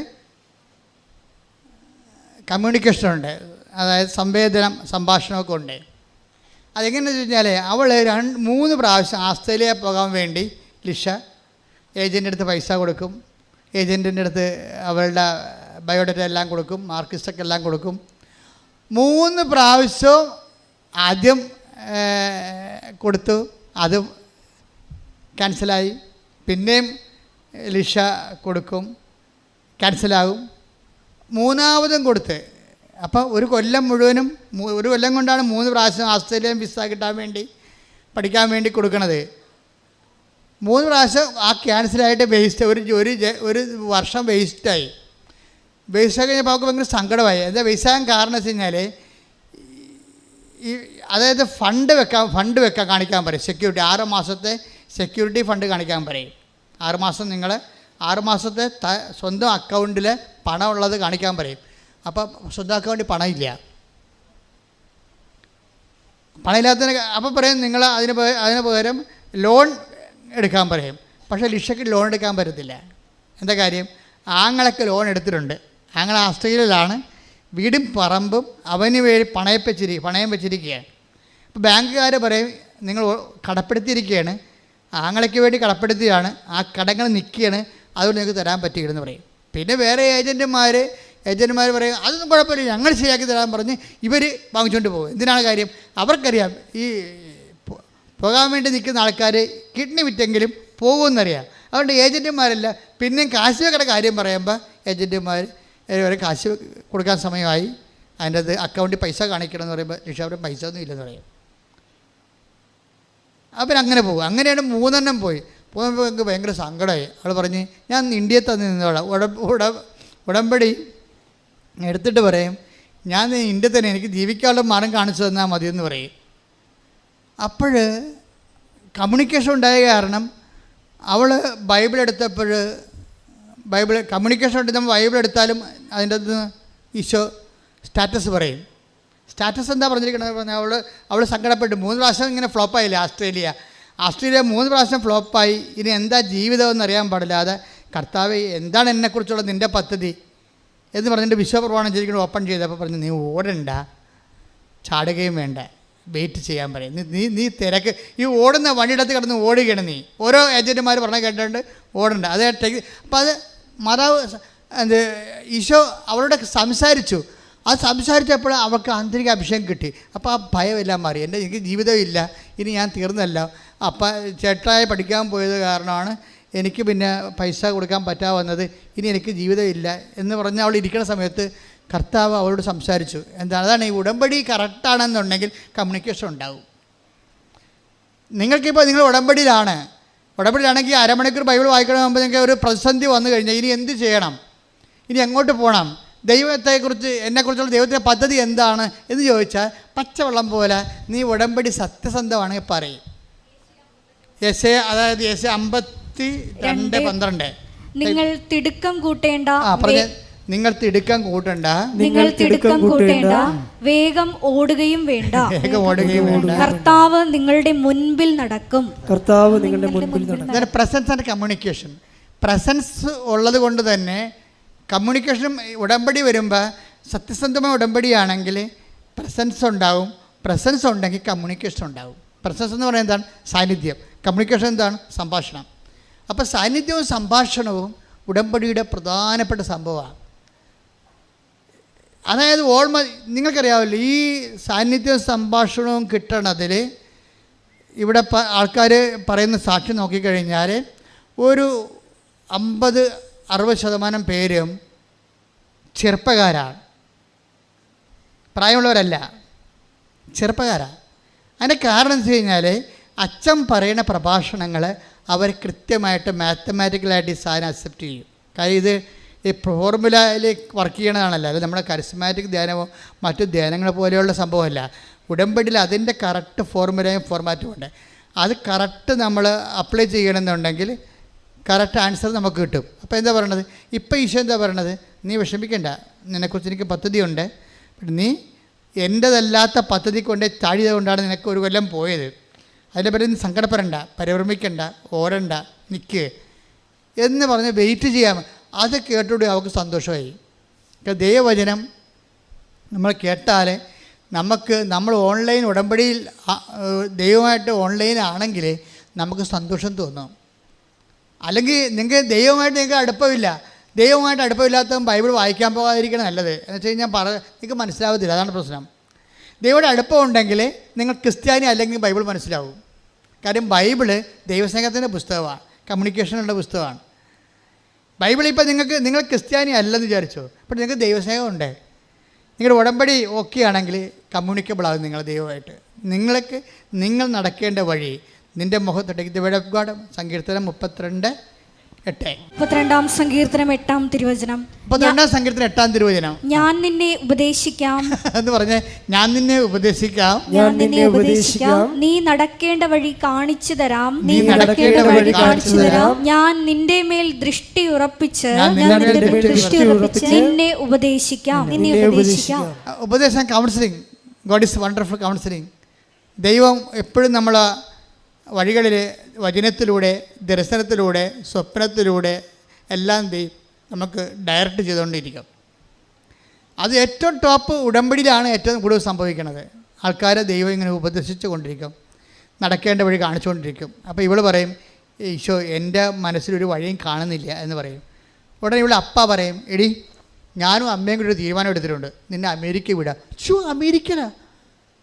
ആസ്ട്രേലിയ പോകാൻ പാടുള്ളത് ഞാനാണ്, അമേരിക്ക പോകാൻ പാടില്ല. നിങ്ങൾ എന്നാ പറയണമെന്ന് ചോദിച്ചു. അല്ല, ഞങ്ങളുടെ മനസ്സിൽ അങ്ങനെ തോന്നണം, നിന്നെ അമേരിക്ക പഠിക്കാൻ വിടാമെന്ന് വിചാരിക്കും. അപ്പനും അമ്മ ഇവർക്ക് കോൺഫിഡൻസ് ഇല്ല. അപ്പം ദൈവം ഇപ്പം ബാറ്റൺ അപ്പൻ്റെ അമ്മയെ കൈ കൊടുത്തിരിക്കുകയാണ്. ഇപ്പം നിങ്ങൾക്കറിയാമല്ലോ, നിങ്ങൾക്ക് ഒരു കുഞ്ഞിനെ ദൈവം തരണ മുമ്പ് തന്നെ നിങ്ങൾക്ക് ആ കുഞ്ഞിനെ വളർത്താനും ഉയർത്താനും ഉള്ള കഴിവ് തന്നിട്ടുണ്ട് ദൈവം. നിങ്ങൾക്ക് കുഞ്ഞുങ്ങൾക്ക് വേണ്ടി പ്രാർത്ഥിക്കുമ്പോൾ ആ കുഞ്ഞുങ്ങൾക്ക് വേണ്ടി പ്രാർത്ഥിക്കുന്നത് വെച്ച് നിങ്ങൾ വിശുദ്ധീകരിക്കപ്പെടുകയും ചെയ്യും. മക്കൾ ഉണ്ടാകണതും നല്ലതാണ്, മക്കളില്ലാത്തതും നല്ലതാണ്. മക്കളില്ലാത്തതെങ്കിൽ അതിൻ്റെ സങ്കടം വെച്ചുകൊണ്ട് ദൈവഹിതമായിട്ട് അക്സെപ്റ്റ് ചെയ്ത് പോകുമ്പോഴും നിങ്ങൾക്ക് നിത്യതയിൽ അത് കൃപയായിട്ട് മാറും. മക്കളുണ്ടെന്നുണ്ടെങ്കിൽ മക്കൾക്ക് ഉള്ളതിൻ്റെ പേരിൽ നിങ്ങൾ അവർക്ക് വേണ്ടി പ്രാർത്ഥിച്ചുകൊണ്ടും അവരെ വളർത്തിക്കൊണ്ടും നിങ്ങൾ വിശുദ്ധി പ്രാപിക്കാം. എൻ്റെ മക്കളുണ്ടോ ഇല്ലയോ എന്നുള്ളതല്ല പ്രശ്നം. Are you in the kingdom of God or not? ദൈവം അത്രയും നോക്കത്തുള്ളൂ. നിങ്ങൾ ദൈവരാജ്യത്തിലാണോ അല്ലയോ? നിങ്ങൾ ദൈവരാജ്യത്തിലാണെങ്കിൽ ഈ ലോകത്തിൻ്റെ പല ആൾക്കാർക്ക് ഉള്ള പല സംഭവങ്ങളും നിങ്ങൾക്കില്ല എന്ന് വിചാരിച്ചുകൊണ്ട് നിങ്ങൾ ദൈവപൈതലെന്ന രീതിയിലുള്ള നിങ്ങളുടെ ആന്തരിക സന്തോഷത്തെ ആരും എടുത്ത് കളയത്തില്ല. ഈശോ പറഞ്ഞിട്ടുണ്ട്, അന്നാളുകളിൽ ഞാൻ നിങ്ങൾക്ക് തരുന്ന സന്തോഷം ആരും നിങ്ങളിന്ന്. Take the word of God. യോഹന്നാൻ 16:22. അതുപോലെ നിങ്ങളും ദുഃഖിതരാണ്, എന്നാൽ ഞാൻ വീണ്ടും നിങ്ങളെ കാണും, അപ്പോൾ നിങ്ങളുടെ ഹൃദയം സന്തോഷിക്കും. നിങ്ങളുടെ ആ സന്തോഷം ആരും നിങ്ങളിൽ നിന്ന് എടുത്തു കളയുകയുമില്ല. ഈശോയുടെ വാഗ്ദാനങ്ങൾ ഒന്നാണ് എടുത്തു കളയാത്ത സന്തോഷം. എടുത്തു കളയാത്ത സന്തോഷം ആർക്കും എടുത്തു കളയാൻ പറ്റുന്ന സന്തോഷം ആന്തരികമായ സന്തോഷമാണ്. ഈ സന്തോഷമാണ് നമ്മൾ നേരത്തെ കണ്ടത്. മത്തായിയുടെ സുവിശേഷം നമ്മൾ കണ്ടില്ലേ, 13:44. അതും ഇപ്പം യോഹന്നാൻ 16:22 ലിങ്ക് ചെയ്യേണ്ടതാണ്. എടുത്തു കളയാനാവാത്ത സന്തോഷം എന്നുവെച്ചാൽ എടുത്തു കളയാൽ മരണത്തിനോ ജീവനോ അതുപോലെ തന്നെ ഈ ലോകത്തുള്ള അവസ്ഥകൾക്കോ രോഗങ്ങൾക്കോ പീഡനങ്ങൾക്കോ എടുത്തു കളയാൻ പറ്റുന്ന സന്തോഷമാണ് ആന്തരിക സന്തോഷം ഈശോ നൽകണത്. അപ്പോൾ നിങ്ങളെപ്പോഴും ചെയ്യേണ്ട ഒരു കാര്യം ഈ അഭിഷേക സന്തോഷത്തിന് വേണ്ടി എപ്പോഴും ഒരു ആധ്യാത്മികതയിലെ പ്രധാനപ്പെട്ട ഒരു സംഭവമാണ് ആന്തരിക അഭിഷേക സന്തോഷം. അതിനാണ് ഈ ഇഷ്യൂസൊക്കെ എല്ലാം ഡെവലപ്പ് ചെയ്ത് വരുമ്പോഴും അതിൻ്റെ പിന്നിൽ ദൈവം തരാൻ ഉദ്ദേശിക്കുന്നത് അതാണ്. നമ്മൾ ചോദിക്കണത് ഭൗതികമായ വിഷയമായിരിക്കാം, പക്ഷേ ഈ ഭൗതികമായ വിഷയം എത്തിച്ചേരണതിനുള്ളിൽ ദൈവം നിങ്ങളെ ആന്തരികമായ സന്തോഷത്തിൽ ഉറപ്പിച്ച് നിർത്തും. അങ്ങനെയാണ് മനുഷ്യാത്മാവ് കൃപയിൽ വളരണതും മഹത്വം പ്രാപിക്കണതും. നമ്മൾ ലോകത്തിൻ്റെ ആവശ്യങ്ങൾക്ക് വേണ്ടിയാണ് ദൈവത്തെ സമീപിക്കത്തുള്ളത്, ദൈവത്തിന് അറിയാം. ആ ഒരു ലൂപ്പ് ഹോൾ പ്രൊവിഷൻ ഉപയോഗിച്ചുകൊണ്ടാണ് ദൈവം നിത്യജീവിതത്തിന് വേണ്ടി നമ്മുടെ ആത്മാവിനെ കൃപയിൽ ഒരുക്കണത്. കൈയടിച്ച് കർത്താവേ ഇപ്പം ഈ നീ ഓടണ്ട, ധൃതിക്ക് ഓടണ്ട, നീ വ്യഗ്രത കാണിക്കേണ്ടതെന്ന് അവളോട് കമ്മ്യൂണിക്കേറ്റ് ചെയ്തപ്പോഴേ ഇവൾ ഓക്കെ ആയി. അപ്പോൾ ഓക്കെ ആയപ്പോൾ കർത്താവിനോട് പറഞ്ഞത്, എനിക്ക് നാട്ടിലെവിടെയെങ്കിലും ജോലി കിട്ടിയാൽ മതി, പ്രശ്നങ്ങളൊന്നുമില്ല, ഞാൻ ഹാപ്പിയാണെന്ന് പറഞ്ഞു. എനിക്കിപ്പോൾ വിദേശത്ത് തന്നെ പോകണം നിർബന്ധമൊന്നുമില്ല എന്ന് പറയുമ്പോൾ അപ്പോൾ ആന്തരികമായിട്ട് അവൾ കണ്ടൻറ്റഡായി ശരിക്കും. പക്ഷെ കണ്ടൻറ്റഡ് ആയെങ്കിലും കർത്താവ് അവൾക്ക് അതിനേക്കാൾ വലിയ കാര്യങ്ങൾ സെറ്റ് ചെയ്ത് വെക്കുന്നത് കൊണ്ടാണ് ഈ ആശ്ചര്യം എല്ലാം പോയി കളഞ്ഞത്. അപ്പോൾ നമ്മൾ മനസ്സിലാക്കണം, നമ്മുടെ ഉന്നതയും ഉയർച്ചയുമാണ് ദൈവം ആഗ്രഹിക്കുന്നത്, അല്ല നമ്മുടെ തകർച്ചയല്ല. അപ്പോൾ അവൾ പിന്നെ അപ്പനിലൂടെയാണത് വർക്കൗട്ട് ചെയ്ത് പറഞ്ഞത്. അപ്പം പറയും, മോളെ ഞാനും അമ്മയും കൂടി നിന്നെ അമേരിക്ക വിടാൻ തീരുമാനിച്ചു. അപ്പോൾ പറഞ്ഞ് ഞാൻ എൻ്റെ പരീക്ഷയ്ക്ക് പാസ്സാവും. ആസ്ട്രേലിയയിൽ തന്നെ എനിക്ക് കുറിച്ച് പറഞ്ഞായിരുന്നു പരീക്ഷ, ഇല്ല അമേരിക്ക പരീക്ഷ എങ്ങനെ പാസ്സാകുന്നത്? ഇല്ല അതൊക്കെ നമുക്ക് ഉടമ്പടി നീ എടുത്തിട്ടില്ലേ, ബാക്കി അമ്മ നോക്കട്ടെ എന്ന് പറഞ്ഞ് ഞങ്ങൾ മൂവ് ചെയ്യണമെന്ന് പറഞ്ഞു. അപ്പോൾ അവർ അമേരിക്കൻ വിസ ട്രൈ ചെയ്ത് അത് കിട്ടാൻ വലിയ പാടാണല്ലോ. പക്ഷേ അത് കിട്ടാൻ പാടാകുന്ന മനസ്സിലാക്കിയിട്ട് ഇവൾ അമ്മയോട് പറയും, മാതാവിനോട് പരിശുദ്ധ അമ്മയോട് പറയും, അമ്മേ ഞാൻ ഉള്ള കാര്യം പറയാമല്ലോ, എനിക്കിതൊന്നും പറ്റത്തില്ല, എനിക്ക് അവരുടെ ഇൻ്റർവ്യൂ ഒന്നും പറ്റത്തില്ല. എനിക്ക് ആസ്ട്രേലിയയിൽ തന്നെ പോയിട്ട് ഞാൻ ഭയങ്കര വെള്ളം കുടിച്ച്, അപ്പോൾ ഇവരുടെ ഈ അമേരിക്കൻസിൻ്റെ ഇൻ്റർവ്യൂ ടഫാണ്, അപ്പോൾ അതെനിക്ക് പറ്റത്തില്ല. പക്ഷേ ഞാൻ കുറേ സാക്ഷ്യം കേട്ടിട്ടുണ്ട് അമ്മേ നീ ചെയ്തത്, നീ ഇൻ്റർവ്യൂവിനൊക്കെ വരുമെന്നൊക്കെ ഞാൻ കേട്ടിട്ടുണ്ട്, അങ്ങനെ വല്ലതും ചെയ്താൽ മാത്രമേ എനിക്കതിൻ്റെ അകത്ത് ഹോപ്പുള്ളെന്ന് പറയും. മാതാവിനോട് സംസാരിക്കുന്ന രീതി കണ്ടില്ലേ, എന്ത് രസമാണ് സംസാരിക്കണൊക്കെ. അതായത് ഞാൻ കുറേ സാക്ഷ്യം കേട്ടിട്ടുണ്ട് അമ്മേ, ഇൻ്റർവ്യൂവിൻ്റെ സമയത്ത് നീ അവിടെ വരുമെന്നൊക്കെ ഞാൻ കേട്ടിട്ടുണ്ട്, അങ്ങനെ വല്ല പരിപാടിയൊക്കെ നടന്നാൽ മാത്രമേ എനിക്കിതിനകത്ത് ഹോപ്പുള്ളെന്ന് പറയും. എന്നിട്ട് ഇവളും ഈ ഫയൽ മാതാവിനെ ഏൽപ്പിക്കും. അമേരിക്കൻ ഇൻ്റർവ്യൂവിൻ്റെ സമയത്ത് പിറ്റേ ദിവസം ഇൻ്റർവ്യൂ വരണ സമയത്ത് ഇതൊക്കെ പെട്ടെന്ന് ഇനി സ്പീഡപ്പാണ്.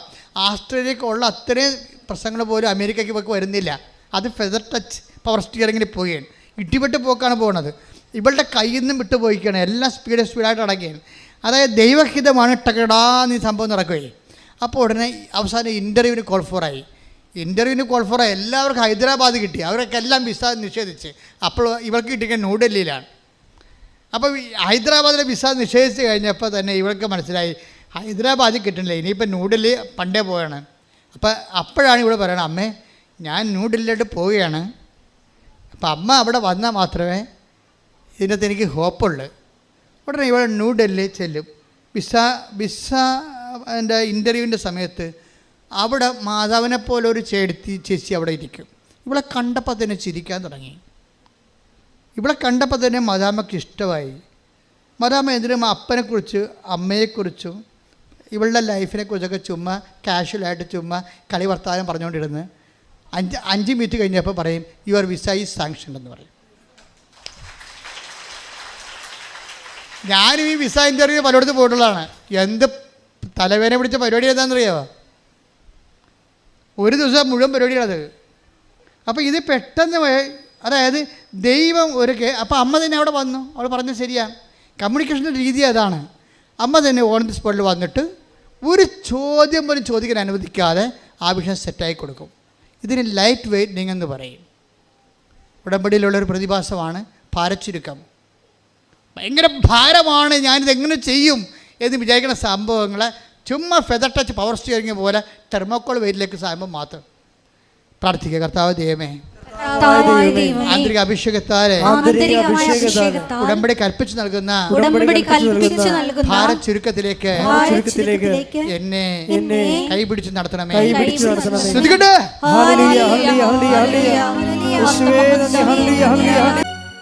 അതായത് നമ്മൾ ടൈം ഷോർട്ടനിങ് ഉണ്ട്. ഇതിനകത്ത് ടൈം ഷോർട്ടനിങ് ഉണ്ട്. പറയുന്ന ആസ്ട്രേലിയ 3 കൊല്ലം 3 പ്രാവശ്യം ഇൻ്റർവ്യൂ ചെയ്യാവുന്ന കാര്യമാണ് അമേരിക്കയിൽ വിതിൻ നോ ടൈം പെട്ടെന്ന് സെറ്റാകണത്. അതാണ് ടൈം ഷോർട്ടനിങ്ങും. ഇനി ഇതിനകത്തൊരു നോട്ട് ബൈ മെറിറ്റ് വർക്ക് ചെയ്യുന്നുണ്ട്. ഉടമ്പടിയിലെ ഒരു പ്രിൻസിപ്പിളാണ് നോട്ട് ബൈ മെറിറ്റ്. കാര്യം ഈ വിസേൻ്റെ സമയത്ത് വീണ്ടും ബാങ്കുകാർ പറഞ്ഞു നിങ്ങളെ ഗ്യാരണ്ടർ വെക്കണം, അല്ലെങ്കിൽ നിങ്ങൾ ലോണിന് വേണ്ടി പറമ്പ് തരണമെന്ന് പറഞ്ഞു. ഇവിടെ പറമ്പുമില്ല. അപ്പോൾ ഇവർക്ക് സങ്കടമായി. ഇപ്പോൾ പഴയ അവസ്ഥയായി. ആസ്ട്രേലിയയിൽ ഇങ്ങനെയാണ് സംഭവം പോണത്. കാശ് വെക്കാൻ പറയുമ്പോൾ കാശ് ഉണ്ടാകത്തില്ല, പിന്നെ എന്ത് ചെയ്യും, പറമ്പും ഉണ്ടാകത്തില്ല, പിന്നെ ക്യാൻസലാവും. വീണ്ടും ആ വിഷയത്തിൽ ചെന്ന്. പക്ഷേ ഇത് മാതാവ് നേരിട്ട് ഫയൽ എടുത്തിരിക്കണതാണ്. അമ്മ ഇങ്ങനെ സമയം ആയില്ലെന്ന് പറഞ്ഞിട്ട് സമയമാക്കിയതുപോലെ പച്ചമഷിക്ക് ഒപ്പിട്ടിരിക്കണതാണ്. ഈ സാധനം ഇങ്ങനെ ഗ്രീൻ ചാനലിലൂടെ പോകും. കാര്യം ഇവൾക്ക് വിസ അറേഞ്ച് ചെയ്ത് കൊടുത്ത് അങ്കിൾ പറയും, എടി ഇതൊന്നും പ്രശ്നമൊന്നുമില്ല, ഞാൻ ഗ്യാരണ്ടി ചെയ്യാം, അല്ലെങ്കിൽ പണി ചെയ്യും, ഞാൻ തന്നെ 5 സെൻറ്റ് സ്ഥലം ഞങ്ങൾക്ക് ഫ്രീ ആയിട്ട് തരാം, നീ അത് ബാങ്കിൽ വെച്ചിട്ട് പൈസ എടുക്കാൻ പറഞ്ഞു. അങ്കിള് ബാങ്കിൽ പൈസ എടുക്കാൻ വേണ്ടി 5 സെൻറ്റ് സ്ഥലം ഇവക്ക് വെറുതെ കൊടുക്കും. അപ്പം നിങ്ങൾ ചിന്തിക്കേണ്ടത്, ഒരു സംഭവം ഈ പണമില്ലാത്തത് കൊണ്ടാണ് ഇത്രയും നാളെല്ലാം തകർന്നത്. അതാണ് മെറിറ്റില്ല, അതുകൊണ്ട്. അപ്പോൾ നോട്ട് ബൈ മെറിറ്റ്, പിന്നെ ഉള്ളത് ബട്ട് ബൈ ഗ്രേസ് ആണ്. ഗ്രേസ് എന്ന് പറയുമ്പോൾ നമ്മൾ വിചാരിക്കാത്ത ഇടങ്ങളിൽ നിന്ന് നമ്മളെ സപ്പോർട്ട് ചെയ്ത് സഹായം ദൈവം, നമ്മൾ ചിന്തിക്കത്തില്ല, ആലോചിക്കത്തില്ല. എവിടുന്ന് സഹായം വരും എന്ന് ചോദിച്ചു കഴിഞ്ഞാൽ ബൈബിൾ പറഞ്ഞ ഒറ്റ ഉത്തരവേ ഉള്ളൂ. എന്താണ്? ആകാശം ഭൂമി സൃഷ്ടിച്ച കർത്താവിൽ നിന്നാണ് എൻ്റെ സഹായം.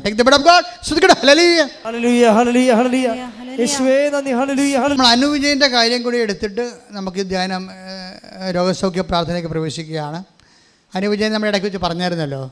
അനുവിജയൻ്റെ ജീവിതത്തിൽ അവൾ പറയണത്, എനിക്ക് ഇനി കല്യാണം കഴിച്ചതാണ്, ഇനി മുന്നോട്ട് പോകാനുള്ള ഒരു വഴി ഞാൻ കാണുന്നില്ല, എനിക്ക് ആകപ്പാടെ ഉള്ളത് ഈ ലിസ്റ്റാണ്, PSCയുടെ ഈ ലിസ്റ്റാണ്.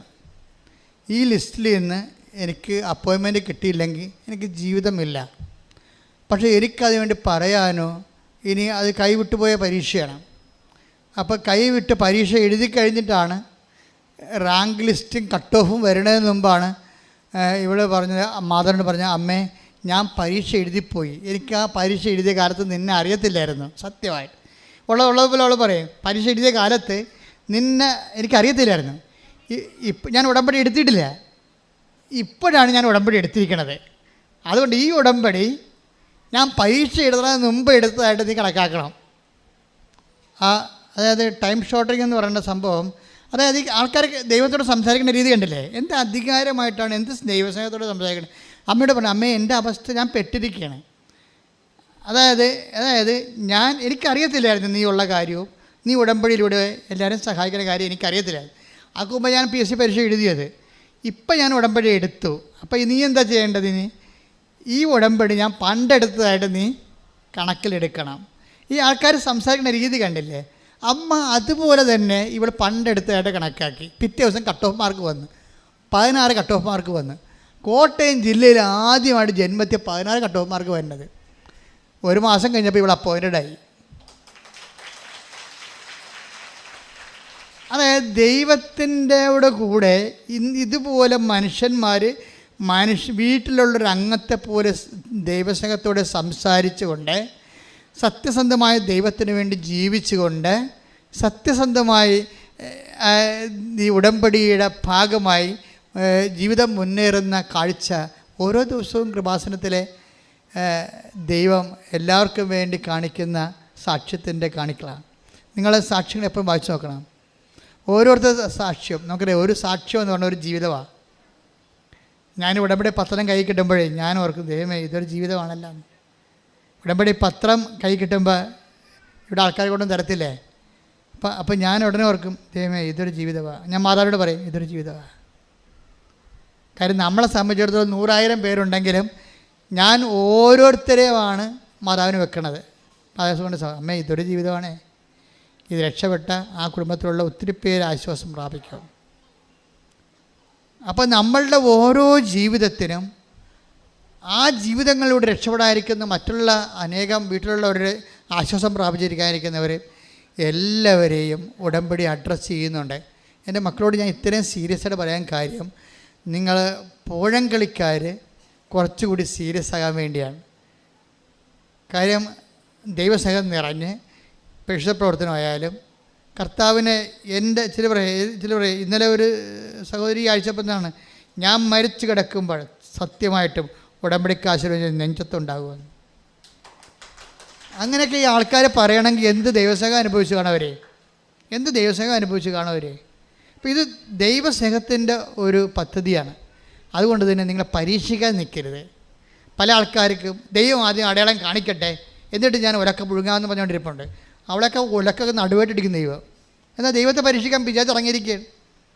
ദൈവം ആദ്യം അടയാളം കാണിക്കട്ടെ എന്നിട്ട് ഞാൻ പിന്നെ അടുത്ത പരിപാടി എൻ്റെ കലാപരിപാടി. നിൻ്റെ കലാപരിപാടി കാണിച്ചിട്ട് ദൈവത്തിന് എന്താ? നീ എന്ത് കാണിച്ചിട്ട് എന്ത് കാര്യം ദൈവത്തിന്? വല്ല കാര്യമുണ്ടോ? ദൈവത്തിന് വല്ല പ്രയോജനമുണ്ടോ?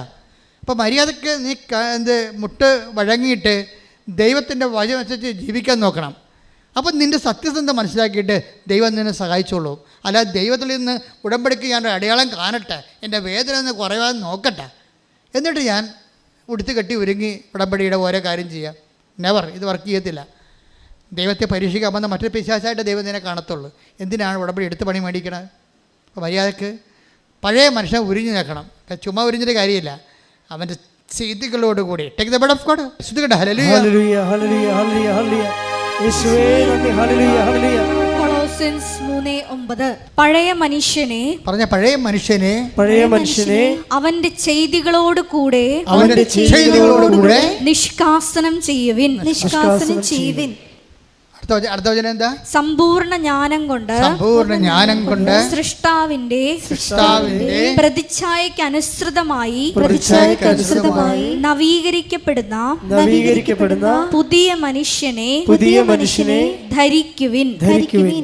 അപ്പോൾ സൃഷ്ടാവിൻ്റെ പ്രതിച്ഛായക്ക് എന്ന് പറയുമ്പോൾ സൃഷ്ടാവിൻ്റെ പ്രതിച്ഛായയാണ്. അപ്പോൾ ഈശോ ആണെന്ന് ആണ് വ്യാഖ്യാനങ്ങളുള്ളത്.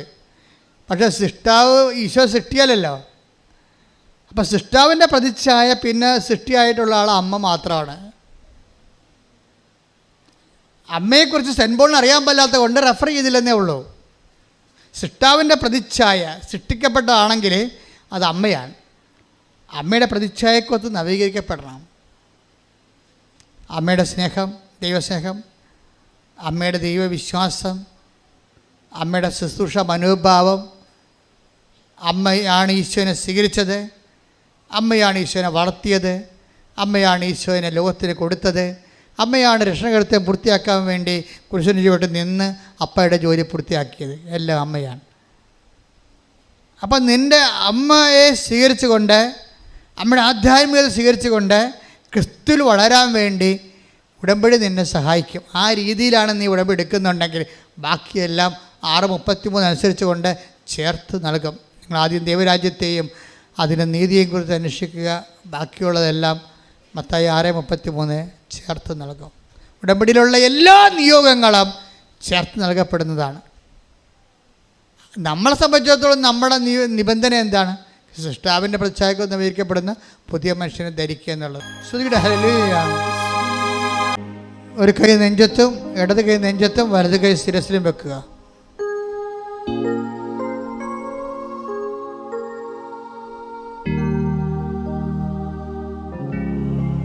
ഈ നിമിഷം ഞാൻ സുഖപ്പെടും. കർത്താവ് മാതാവിൻ്റെ മധ്യസ്ഥതയിൽ ഈശോ എന്നെ സുഖപ്പെടുത്തും. ഇന്ന് ഓൺലൈനിലുള്ളവരും മനസ്സിൽ വിചാരിക്കുക, രക്തസ്രാവക്കാരി രോഗി അവൻ്റെ വസ്ത്രത്തിലെങ്കിലും ഒന്ന് തൊട്ടാൽ താൻ സുഖപ്പെടുമെന്ന് ഉള്ളിൽ വിചാരിച്ചിരുന്നു. രോഗസൗഖ്യ പ്രാർത്ഥനയുടെ അടിസ്ഥാന യോഗ്യത ഉള്ളിൽ വിചാരിപ്പാണ്. ഞാനിപ്പോൾ സുഖപ്പെടും എന്ന് ഉള്ളിൽ വിചാരിക്കണം. കർത്താവേ, നിന്റെ ഉന്നതമായ നാമത്തിന് സ്വസ്ഥം ചെയ്യുന്നു. ശ്രുതികടെ ഹല്ലേലൂയ. ഹല്ലേലൂയ.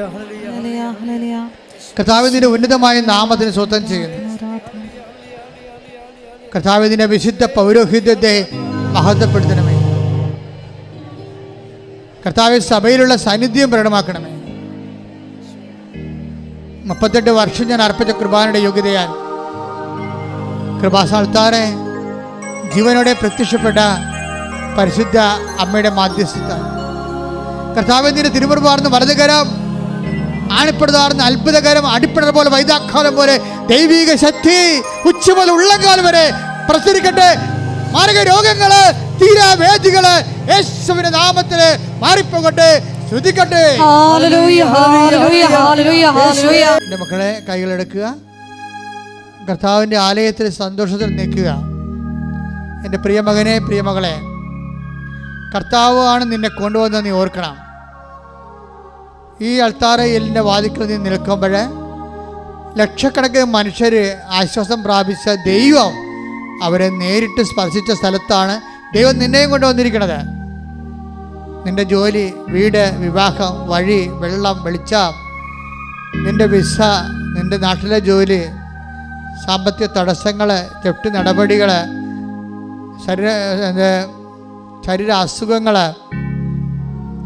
സ്ഥലം വിൽക്കാനുള്ളവർ,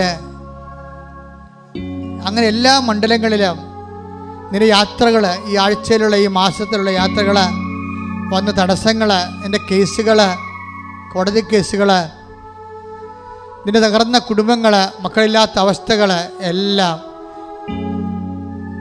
കർത്താവിൻ്റെ തിരുസന്നിധിയിൽ സമർപ്പിച്ചുകൊണ്ട് കർത്താവ് നിന്നെ അനുഗ്രഹിച്ചുകൊണ്ട് പ്രാർത്ഥിക്കുക. കർത്താവേ, ഈ ഒറ്റ പ്രാർത്ഥന കൊണ്ട് കർത്താവേ വന്ന് സാക്ഷ്യം പറയാൻ, നാമത്തെ മഹത്വപ്പെടുത്താൻ പരിശുദ്ധ അമ്മേ എന്നെ സഹായിക്കണമേ. ശ്രുതികട്ടെ.